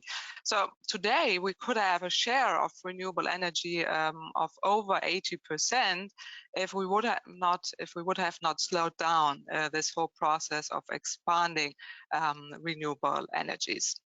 And today we pay really a high price for this, and the highest price that we have been paid, I would say, is now, and we see it, is to hold on to Russian gas for so long. I know Italy has the same policy here, but we are on the same side. But to our studies, I mean, for more than 15 years, we have been criticizing that we are really too dependent on Russian gas, and the price now is really huge. Today we have to buy expensive gas on the international market. We see that the LNG price is very high, and we do everything we can do to reduce the gas dependency as quickly as possible. So today you might have heard Nord Stream 1, we get still gas through it. It's not the full amount, it's 40%, but we get. So that's part of this fossil war game, I would say. We are into it, and Germany is part of it, unfortunately. So my main message to you this afternoon is that we can only go through this whole mess. We are into it through a faster expansion of renewable energies, through the energetic also renovation of the buildings. We need to get the energy demand down, especially in Germany. 50% of all houses in Germany heat with gas, and that needs to be replaced, but also the energy demand of houses have to be reduced. But also in addition, we need to make progress also on the transportation transition. There we need also to get away from fossil fuels, especially in the transportation sector. And we need to do more for electric mobility on the roads, but also on the railways. And there's still a very long way to go. We know that, and today we have really the problem that we have to pay a very high price, a very expensive price of this expensive legacies of the failed energy policies of the last 10 years, especially. And we also have now, as we just discussed, also with Jeffrey Sachs, very high inflation. We also have economic disadvantages, and at the same time, we have to make investments into future markets, and that's basically renewables. And to our studies, I mean, renewables will bring peace as well, but also they will bring economic benefits. So we can kill 3 crises with one stone, the economic crisis, the energy crisis, but also the climate crisis. In particular, by expanding also renewable energies more quickly, this is possible. They ensure, so the renewable energies ensure that the security of supply in a country in a domestic way is increased also by reducing the dependency of fossil fuels, and especially reducing the dependency of Russia. Renewable energy can also ensure freedom. They can make peace, and that's really important in these days, and also security. And they can create value added, but also sustainable jobs. So the answer to the question you have raised in the very beginning is very clear. We must move away from the conventional energy that is both for and foremost, of course, coal, but nuclear as well. And we have to increase the share of renewables faster. So nuclear energy, to our opinion, and I know in Italy you have the same decisions, is no longer really an option, because not only it's too expensive, the costs are very high, the construction of the new power plants is really unaffordable these days without subsidies, and the storage of nuclear waste is just as expensive. We even don't have a waste disposal yet. So that's a matter of the future, and not to mention also the dismantling of the plants, which is really also very important and costly. So Germany, as I said, has no storage facilities, but also the acceptance in Germany of nuclear power is extremely low.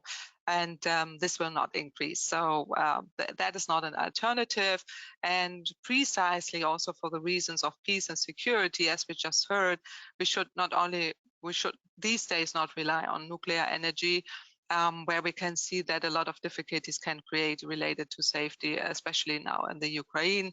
So the future clearly is in renewable energy. So the question is, though, how can we expand the share? So we have done several studies on the European, but also on the German market, where we show that a full supply of renewable energy is economically worthwhile, it's affordable, but it also strengthens the security of supply, and above all, it also significantly reduces the cost of the energy system. This is simply because the cost of renewable energies are going down, but also because we use more electricity in a full electricity system that is coming from renewable energy, but also the efficiency is improved because the conventional energy systems are less efficient than renewable energy systems. And our studies show that the primary energy consumption is halved, but the electricity demand is doubled. So that's the difference we have to face. So if we are moving towards a full supply of renewables, that we need to reduce the green electricity as much as we can directly, for example, in electric mobilities and heat pumps in the buildings. But then we can also reduce the cost by the energy demand, the primary energy demand, which is halved.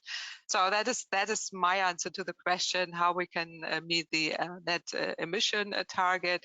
Full supply of renewables should be the target, and because of all the reasons we have just heard, it even makes more sense. So to Sergio, your question you mentioned on UNIPER. So today, I don't know whether everybody knows that, I mean, we are in the middle of a gas game, and UNIPER is one of the major gas supplier in Germany, and is getting, in troubles because they have to pay very high prices for liquefied natural gas. So they have some liquidity problems. And now the question was, should we rescue it? And I would personally have doubts as to whether UNIPER really needs to be rescued. UNIPER, on the one hand, is more than 50% of UNIPER is owned by the Finnish state. So that's one part where the costs can go. In addition, there are also strong connections to Russia. So that's also from the German point of view very difficult, because now with the sanctions we want to get away from the Russian share. And of course also Germany can provide credit support. We already heard that is one option, but should not really participate in a company that is actually discussed, as we would be indirectly also involved in nuclear power plants or also in business with Russia. So UNIPA has also made huge profits for a very long time and will continue also to do so. And if the state decides to take the stakes now of the company, no tax money should be spent on it, but the equity and also the debt investors should be responsible for it. So I think that would be a more clever solution to it than to put directly money into UNIPA that is coming from the taxpayers. But of course, we can question that and also discuss it now in the podium discussion. So thanks again also for having me, and thanks also that I could make a brief introduction into our studies. Thank you. Thank you very much, Claudia. Thank you very much. It's very, very interesting also to see also the different point of view. Welcome a lot of your very talk. So I have also invited to also for the future. Probably we met also in FEMA many years ago because we worked together there. Yeah, that's true. But that's really a long time ago. So it was over 20 years ago or 25 years ago. Yeah. Yeah. Well, it was also that period. So. I might also for the future in other talk or wider some other topics because it's very, very interesting. There are some questions now at the moment that are arriving, but I'm managing all the panel and also to move in the direction. So thank you again for your time. It's a very important time today. Now we move to this the panel to the next. So the next is Paolo Serparava. So the question is also thanks, special thanks to all that are here in presence today. So special for you and you. So because also all the participants, because to be here is also is a very hot day, so it's very, very important also for us to be all together. And now the floor is for Paolo Serparava, and the question is also so again the three question in common and also one specific relative to automotive situation in Europe and in Italy. Now the floor is yours. Thank you. Good afternoon, everybody. So first of all, I would like to address. Okay. So first of all, I would like to address a big thank you to you, your team, to Jeffrey, to Claudia. It has been a very big improve of my knowledge about the problem of the zero target because I am an entrepreneur and we are looking at whatever is needed to reach this goal according to our view, which sometimes is not the real view. It's not at all the 360 degrees view. Hence, today I got a lot of notes and I will study and I will work out our way to success in this big challenge. So the first question is very difficult to be placed to a young guy like me. Just joking. Because I'm not a professor, I did not study every day this matter, but this is for sure a matter which touched our lives for the future, our children, and we have to take care about that. So instead of talking about whether it is possible or not, I would think that the best way to approach this problem is we have to get this done. No way how. Because otherwise, I don't foresee a brilliant future for our children and for our Earth. So I'm not coming to you with 20%, 30%, 50%. I think that we should take this very challenging situation with all the efforts that we as human beings have been able to solve a lot of problems in the past. So we have to do it. Probably we will not reach 100%, we will reach 50, but the approach should be strong. We have to do it. We do not have to discuss if it is possible or not. Otherwise, we will open discussion and discussion about and we will touch the base on this topic afterwards when we will talk a little bit about automotive. We have to really strongly believe that we can do it. And then I think that this is the best way. Don't talk about why it is not possible. We should talk only why and how is it possible. Yeah. Okay. That's the business point. Okay, thank you. Moving in this direction, so also focusing on the automotive system, which is the situation related to Europe, Italy, so which is your point of view also related to this, and also related to this. So we have to reach this goal, so net zero. No, it's mandatory. Which are the main obstacles? Which are also some suggestions in the direction of this.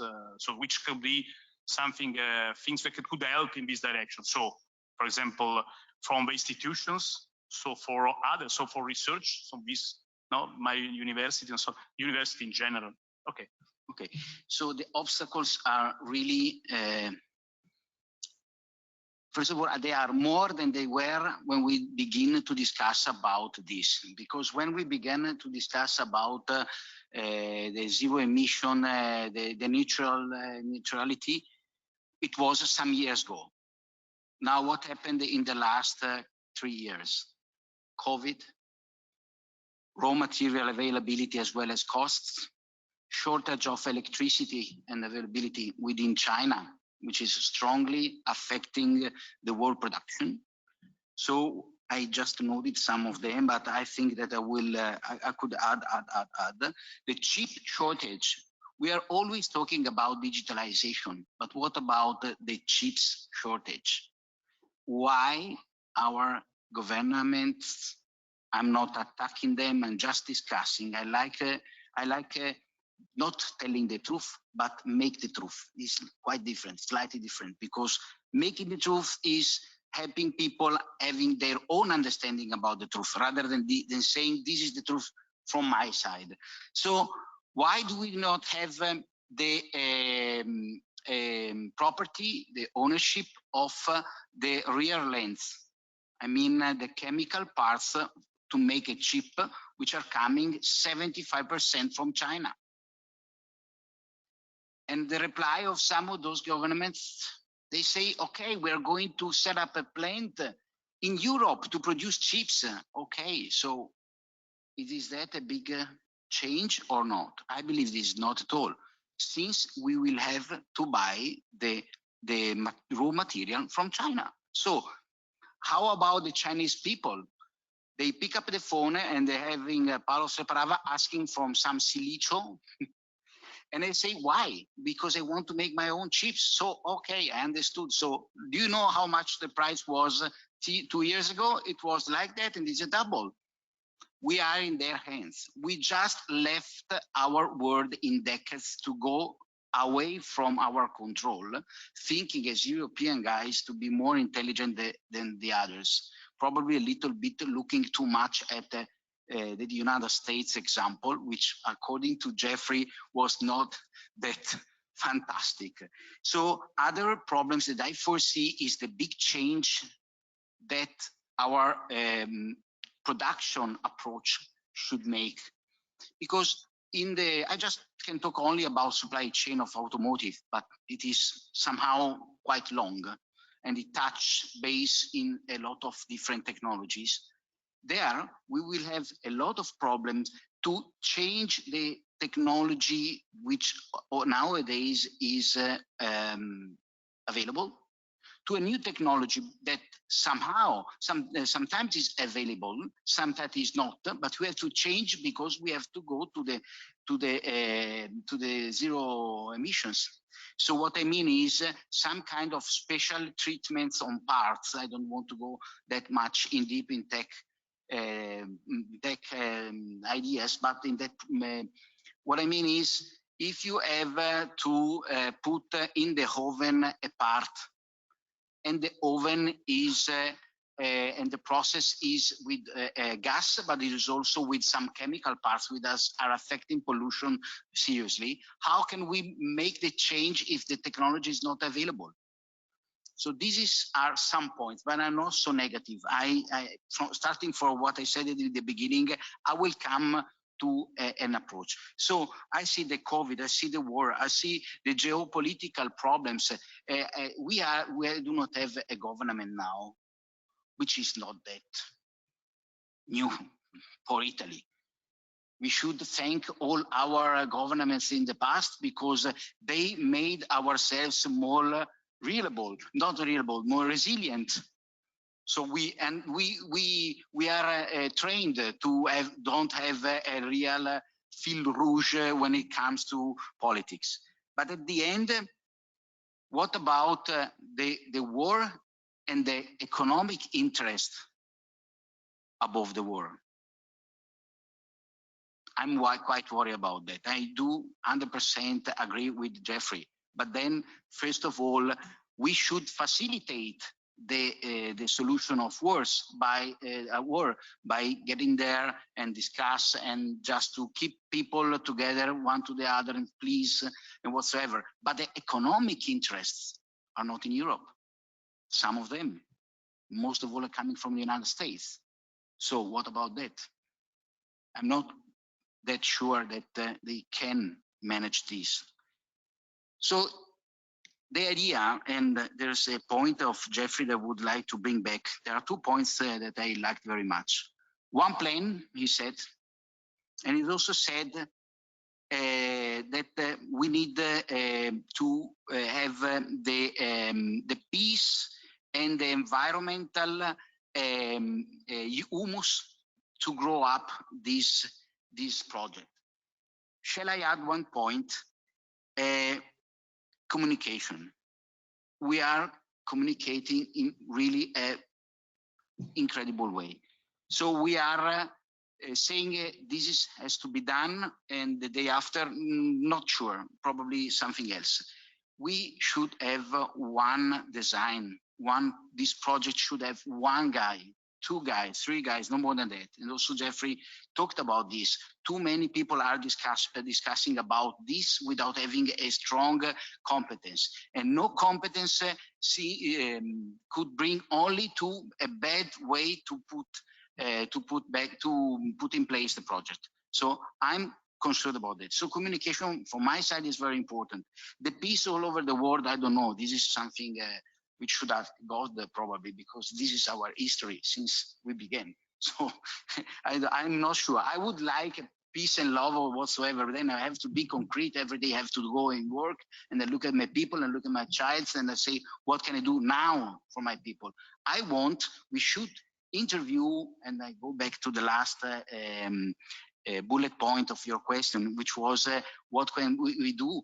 We should strongly ask for a clear way to solve this problem. Otherwise, if you leave to hundreds of people to say how we can solve the problem, we won't solve the problem. This is something that is a normal human being, not discussing about environmental problems every day. But if you would ask Paolo as an entrepreneur, as a human being, as a normal guy, I would say, I would like to know what to do. Not, and I go to the last point, which was the automotive. Not like we have done with the automotive. Because they told us something which is not true 100%. Okay, we are in a city, we are in a Brescia city, is a city which is affected by pollution quite much. Not sure the ratio of pollution coming from heatings, from processes, and from cars. But we should know this if we want to make right decision there. We should know it. Okay, you know, in Europe, the 15% of pollution is due to cars. 50%. This is, I think, is quite a big value. But in the world, it will be, and it is, 0.2. So does this big, incredible cost on our shoulder? Because then at the end, we have to pay. Does this cost fit logically the way that we want to approach this problem or not? Do you think that in India, where they have 1.7 billion people living, where in our company that we have in India, we have a stop of energy power by 2 to 3 times a day? Do you think it is possible to have electric cars? Or China, how they are approaching the problem? Some years ago, they made a law to avoid to build up factories that were producing electricity with carbon. Fantastic. I was shocked about that.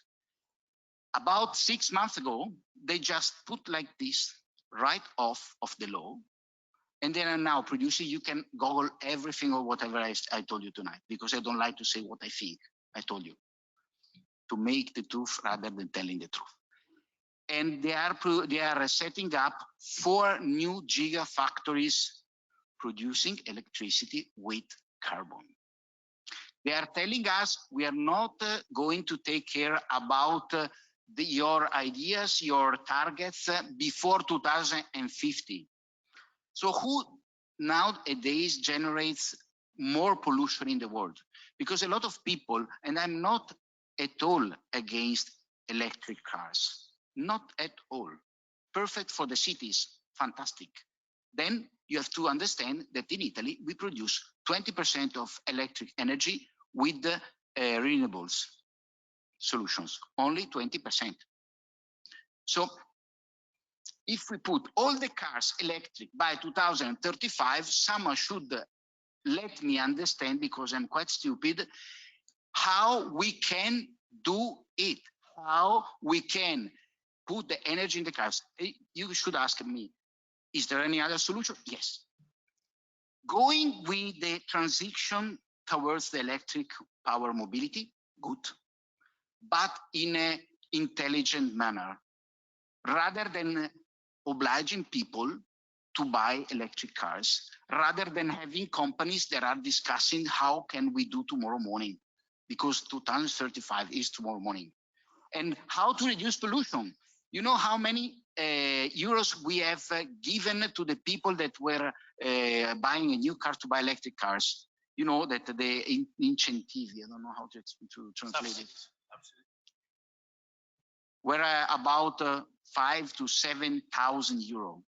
You know, that day we should have changed the technology immediately from euro 0 to 3 up to 0.6, obliging people to buy achievable technology at an intelligent price, because the price was already, with the possibility to fill up your tank whatever you want, because you're not changing the world, and going with electric mobility, going up, but not saying the solution is electric mobility. This is not a solution. This is one of the first time in our history where the people told us the way to solve the problem, not the problem. And I believe that some people are more keen on understanding how to reduce emission of the vehicles if they make this as a job, rather than having politic guys discussing about it. So I'm not telling this because I am going to fail my company because of electric mobility, but I'm afraid the way that we have lost an occasion to change seriously the emissions immediately as it was possible, like that, asking people, 70%, and then I close. I don't know how, if I am not. No, don't worry. 70% of the cars in Italy are below Euro 3. 70%. In Rome, we have the older bus fleet in Europe, 30 years. What are we discussing about? This is the point. These are numbers. You can Google everything. So how they made it? They made it with social communication. I repeat, I am absolutely positive to electric mobility. Our company investing 6 million euro to have some results there. And we think that in a short time, we will get some satisfaction. But this is not the point.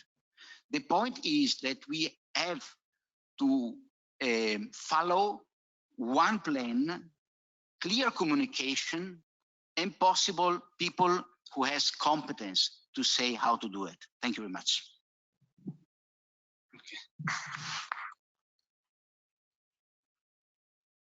Thank you very much, Paolo. Thank you very much. So one plan together, cooperation, and also I stress this point related to capacity constraints. So yeah. Now I leave the floor to Roberto de Miranda, Ori Martin. Our question is, how is Ori Martin dealing with the current energy shock, especially the increase in the price of gas? In which manner can we try to control rising prices? Now, Frank, thank you again. Thank you for the invitation. First of all, Ori Martin is a vertically integrated steel group. We produce steel with an electric arc furnace. That means that we buy scrap metal. We put the scrap metal in a big furnace, in a big oven, and with electricity, we melt down to produce liquid steel, and then we have many different elaboration after the liquid steel, and we produce at the end we produce steel in bars for the automotive industry. This is very important. Yeah, Paolo is my customer, so I agree with all what he said. So this is very important because it will. I will speak how we are managing the decarbonization in a steel shop. Regarding the general discussion, I fully agree with Paolo that there is no alternative. We have to reach the net zero emission target by 2050. Yes, we will do it. We have no choice. There are a lot of ways to reach it, and we mentioned a lot of them. So I don't want to repeat. I just want to say that to reach that, first of all, we need a concrete and rational approach by government and politics. And to mention what just Paolo said, I fully agree that giving unreachable target is not the way to reach the real target by 2050. And second, there is to be a strong alignment between government, industries, and citizens, because always the people try to target industries as the only player that has to reduce emissions. But instead, if we see some data, for example, here in Brescia province, there is a study made by ARPA, not by us, that says that, for example, the emission of PM10, that is the nitrous oxide, only 4% is produced by industries, heavy industries. In Brescia, we have a lot of heavy industries. But why this? Because we are controlled and we are investing a lot to cut down the emissions. 23% is made by heating in the houses, and 20% is produced by small, medium enterprises. So small companies, a bar, a restaurant, where they do not have any incentive to reduce emissions and any control. So this is very important for me. There is to be a strong alignment between government, industries, and citizens. Going back to a steel shop. So what we are doing and what are the obstacles? So we are lucky because we are positioned in Brescia, very close to the city center. So we always have to manage how to survive and how to live to cooperate with the people living close to us. So we start a sustainable approach when the word sustainability, nobody was talking about it. So I think that in that sense, we are lucky because we have a sustainable mindset since a lot of years. Second, we are on the automotive supply chain, and a lot of our final customer since 2017 are asking us the carbon footprint.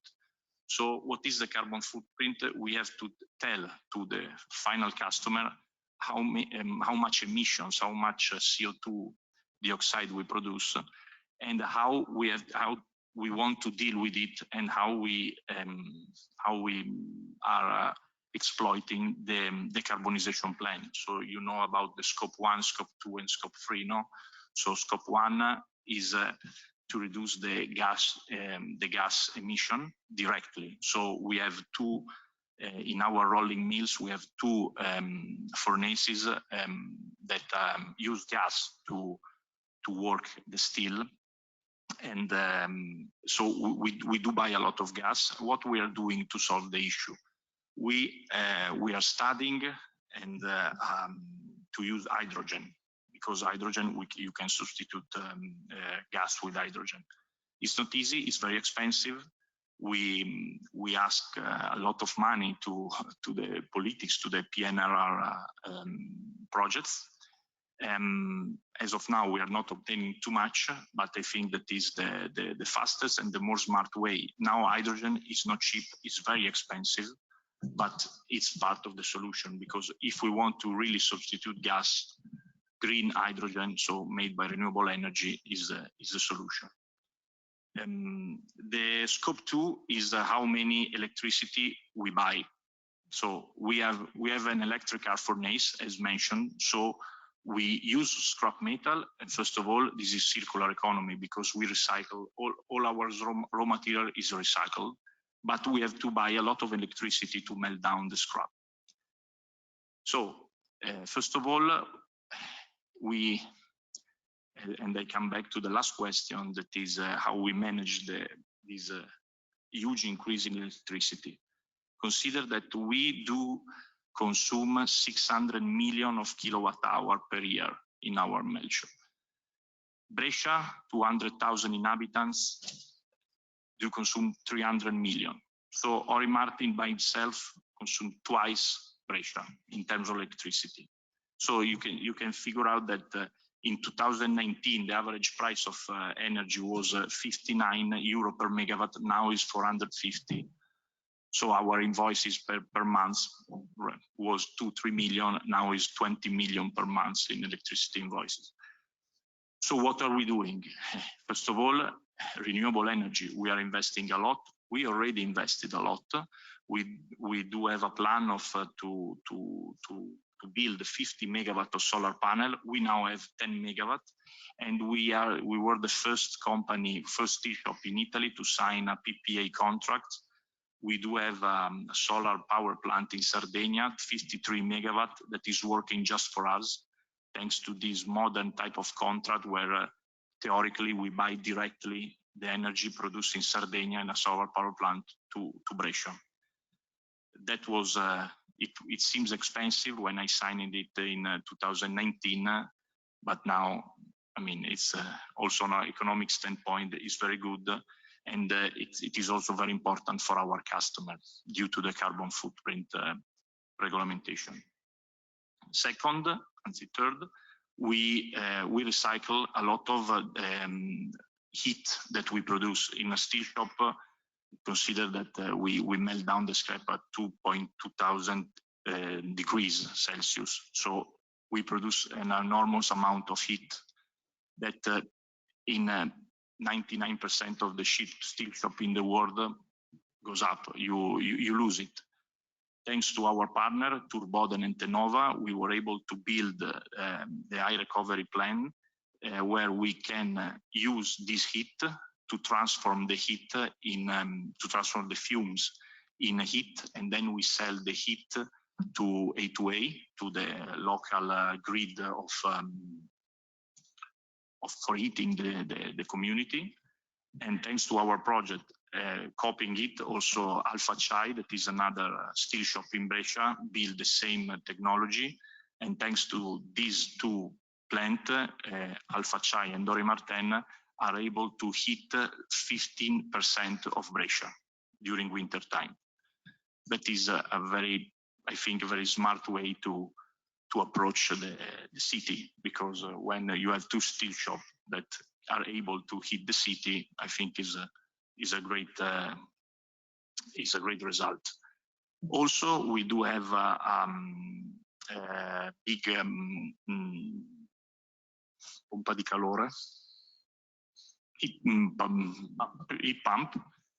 When, of course, in the steel shop we do have a lot of hot water, we are able to put the hot water in this pump, and instead of spending electricity to cool down the water, we send the water to the local grid of 𝘚𝘱𝑒𝑎, and again we are able to send the hot water toward in the houses of the city. again, I think a very smart way, a very circular way to decarbonize. These are projects very expensive, and we have to say thanks also to European Union, because we receive for the first one 2 million and for the second one 1 million of free fund. But I think that this is a great result for Brescia, for our company, and for the future of the steel industry. We see a lot of obstacles, of course. First of all, in the renewable energy, the permitting procedure. It's impressive how sometimes crazy is the procedures to put in place a new solar plant. Really unbelievable sometimes, where you need to have tens opinion for tens different people in the local community, in the province community, in the region community. So we want to invest, we want to build new solar power plant, but it's impressive, but it's not impressive. It's crazy, but we have to spend a lot of time to be approved. Second, availability of scrap metal. This is a very technical things that regards our sector, but there is, as I mentioned before, a big difference between electrical furnace like the one of Martin and the blast furnace like 𝘚𝘱𝘦𝘢𝘐𝑚 and like all the steel shop, the big steel shop around Europe and around the world. They pollute 95% more than us, because they have to melt down iron ore and coal. They use a lot of coal. That is the problem. We do not use coal because we have scrap metal. So if they want to decarbonize, they have to use more scrap metal. But not Italy, Europe is a net importer of scrap metal. And this is a big issue, because we want to decarbonize the steel industry in Europe, but we do not have scrap metal.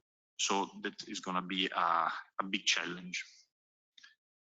And finally, as also Paolo mentioned, is competence. Sometimes when we go to the public administration with a very smart proposal to reduce emission, you enter in a nightmare, especially when you talk about waste, refuse.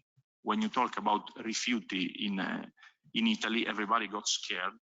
And so at the end, you have to bring your waste that is inert material that everywhere in the world is reutilized. No, we have to put in a discarica, in a landfill. This is crazy. Nobody is taking, I think, its own responsibility, because it's easier not to change anything, but the competence, I think, is the most important factor that will drive the net zero emission target. Last, I do conclude for the electricity problem that we are facing now. As I mentioned before, the cost of energy today is €540 per megawatt. That is why we are stopped. We are not producing. My company now is shut down, and we have 450 people in short-time work. I don't know, redundancy fund, something like that in English. What we should do? I mean, I know that it's not an Italian problem. In France, it's even more expensive today, and in Germany, it's more or less the same. There is not such a. So there is not a lot of things to do. I think the short-term answer is we have to go to renewable energies. But as I mentioned before, it's not easy to do it very quickly, even if it is the smarter and the quickest way to reduce the dependency of gas. Second, such high price of electricity force you to try to reduce the consumption per ton of steel produced. We are doing our best, of course, to do it, but I think that we cannot improve so much. I mean, we are already on the cutting edge of technology in terms of energy per ton produced. So I think that politics should help us. There was till June 30 an important tax credit for the companies that use a lot of energy and gas. Now, since July 1st, nothing is in place, and the government they are thinking about other things in Rome. So, unfortunately, I don't know what to say. Since that it seems stupid to me that the government has to pay for people that is not working but are at home in a redundancy fund rather than helping companies that use a lot of energy in reducing the price. It's the only thing that in the short term is doable.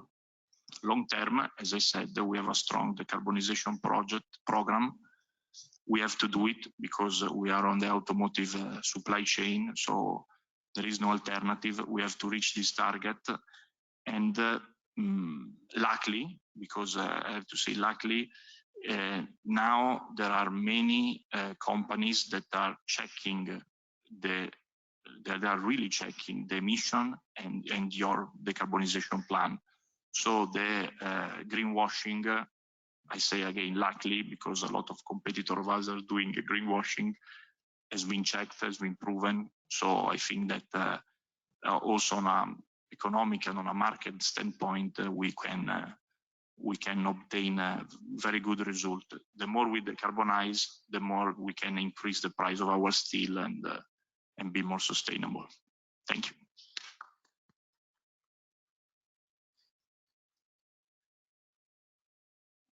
Thank you very much. Thank you very much. I have to say that only one comment. I'll still leave the floor to Phoebe for a second for closing. Okay.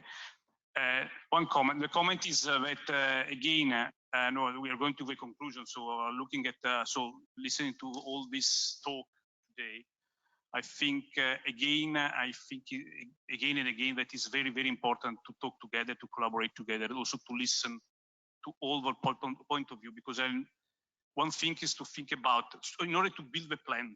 No, I think we can take the most important thing, a simple word, but a word that is very important, a plan, in order to define this plan in a strategic manner, but we have to think all this important point together in order to have this pragmatical solution, in order to have a real solution, take into account, okay, we define a target or to have to know which is the manner in order to reach it. In order also to take into account all the planners, all the players that are together, that are consumers, in this case, a firm that is with a huge number of employees, and the firm that has in mind also which is the forecast for the future, which is the target, and also which is the manner. So we know together, we have to collaborate together, take into account all the different points. Long discussion, again, I think is very important, again, today, this panel today. So a mixed panel. The next, for the future, we can arrange another in order to take again all these points, in order to understand better, take into account all the different, because we have to collaborate in this direction. Okay, now I think there is a Phoebe Conduri online. Okay, perfect. Before closing, now I will refer to Phoebe, and after we conclude, and also we can close. Thank you. Thank you very much, Sergio. That was a very rich discussion, both from the scientists, but also from the companies. I wanted to make two announcements that I think will be quite interesting. The first one is that on the 6th of July, we launched the United Nations Sustainable Development Solutions Network Global Climate Hub. The mission of this hub is to support governments in each and every continent to develop the detailed plans they need in order to decarbonize, but also in order to systemically implement the SDGs. The SDGs are an investment program, and each country, based on its characteristics, can divide in its own pathways for implementing that.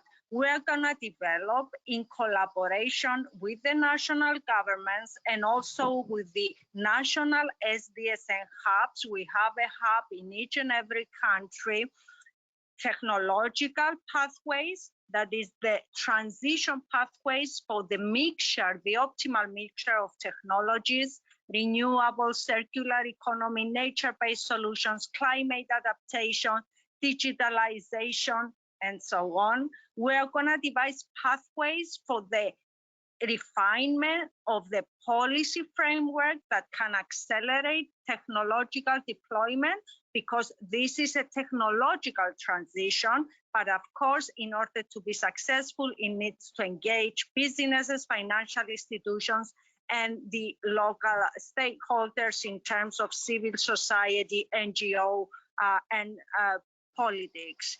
And finally, we're gonna devise explicit financial pathways. Where are the finances coming from, and what kind of financial instruments we need for the acceleration of the implementation of the technological and policy transition pathways. This is the first announcement. The second announcement is that the European, and let me say that Jeff and I are chairing this Global Climate Hub. The second announcement is that the European Association of Environmental Economists, which I have the honor to be the elected president, and is the bigger scientific association of environmental economists, natural resource economists in the world, with more than 1,500 institutional members. And these come from 85 different countries in the world. The European Association is going to collaborate with the Climate Hub, is going to support the economics and financial work of the Climate Hub. And in addition, let me also say that we have a policy business outreach committee that is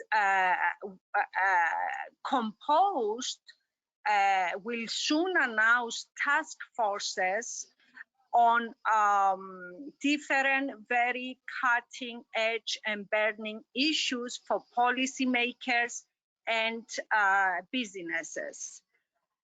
In particular, it will join forces with the SDSN Senior Working Group on the European Green Deal, and our third annual report, which will be coming out May 2023, will be focused on financing the transition of businesses with regards to the SDGs. And here, let me say explicitly that the ESGs are not a very useful framework for the questions that have been asked by the business representatives today. What you need is a more holistic framework where financial performance is considered in an integrated way with environmental and social performance. And the ESG do not provide this framework. So the transition should integrate the three, because without profits, without sound financial performance, there is nothing to make sustainable. The businesses goes out of business. So what is important is to understand how the wealth of opportunities in renewable, circular economy, nature-based solutions, adaptation projects, digitalizations can transform the value chain of a company in order not just to become sustainable in terms of environmental and social footprint, but in order to increase profits as well. I will close by saying that we firmly believe, and for that matter, we know that all the money in the world that is public, all the public money are not enough for implementing, for financing the implementation of the SDG. We know that. At the moment that the deficit with regards to financing the SDGs is to 13 trillion, almost 13, 14 trillion. We have measured that in a very detailed way. So what is needed, and that's why we're working with governments, but also with businesses and financial institutions, is to find the optimal partnership between public and private components of the economy in order to accelerate this transition. We need to identify those aspects that can be best managed under private structure, the aspects that can be best managed by public structure, and we need to make both the public and the private co-owners of the transition and co-owners of the profit share. So this is my 2 cents. Please follow the developments of the Global Climate Hub and of the firm and close collaboration between the European Association of Environmental Economists and SDSN, where we are really putting huge resources in order to accelerate and detail the transition in order to make it massively deployable and hence possible. Thank you very much for the opportunity to announce this. Sergio, this has been a lovely seminar. Thank you so much. Thank you very much. Thank you very much, Phoebe. Thank you. Now, all for you. Okay. Thank you very much. Now we can go to conclusion. So thank you for all the participants online. Particular thanks to all the participants that are here, all the panelists that are here. Roberto De Miranda and Paolo Separava here remained with me at this last. Special thanks. So we are speaking about some points. Give me 1 minute in order to conclude. Obviously, I have to thank European Association of Environmental Resource Economists, Italian Association of Environmental Resource Economists. Special thanks to researchers of 𝘚𝘱𝘦𝘢𝘐𝑚 and the University of Brescia that are here. They supported me for all the things. Special thanks to Marta Castellini and Ilenia Romani, because in order to arrange all of this, I have to say that we need the people, we need to collaborate, we need a group and a plan. The plan is with the group, and the group, I hope in the future we can enlarge the group also with mixing group with all the panels that are here, because we have to collaborate. Again, I stress the point with I started. Collaboration, cooperation for the future, because the only manner, in my point of view, in order to reach the target, because it's very, very difficult and complex. Only we can do only together. Thank you very much to all of you. Thank you.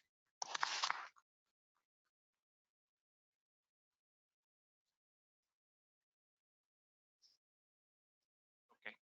Grazie.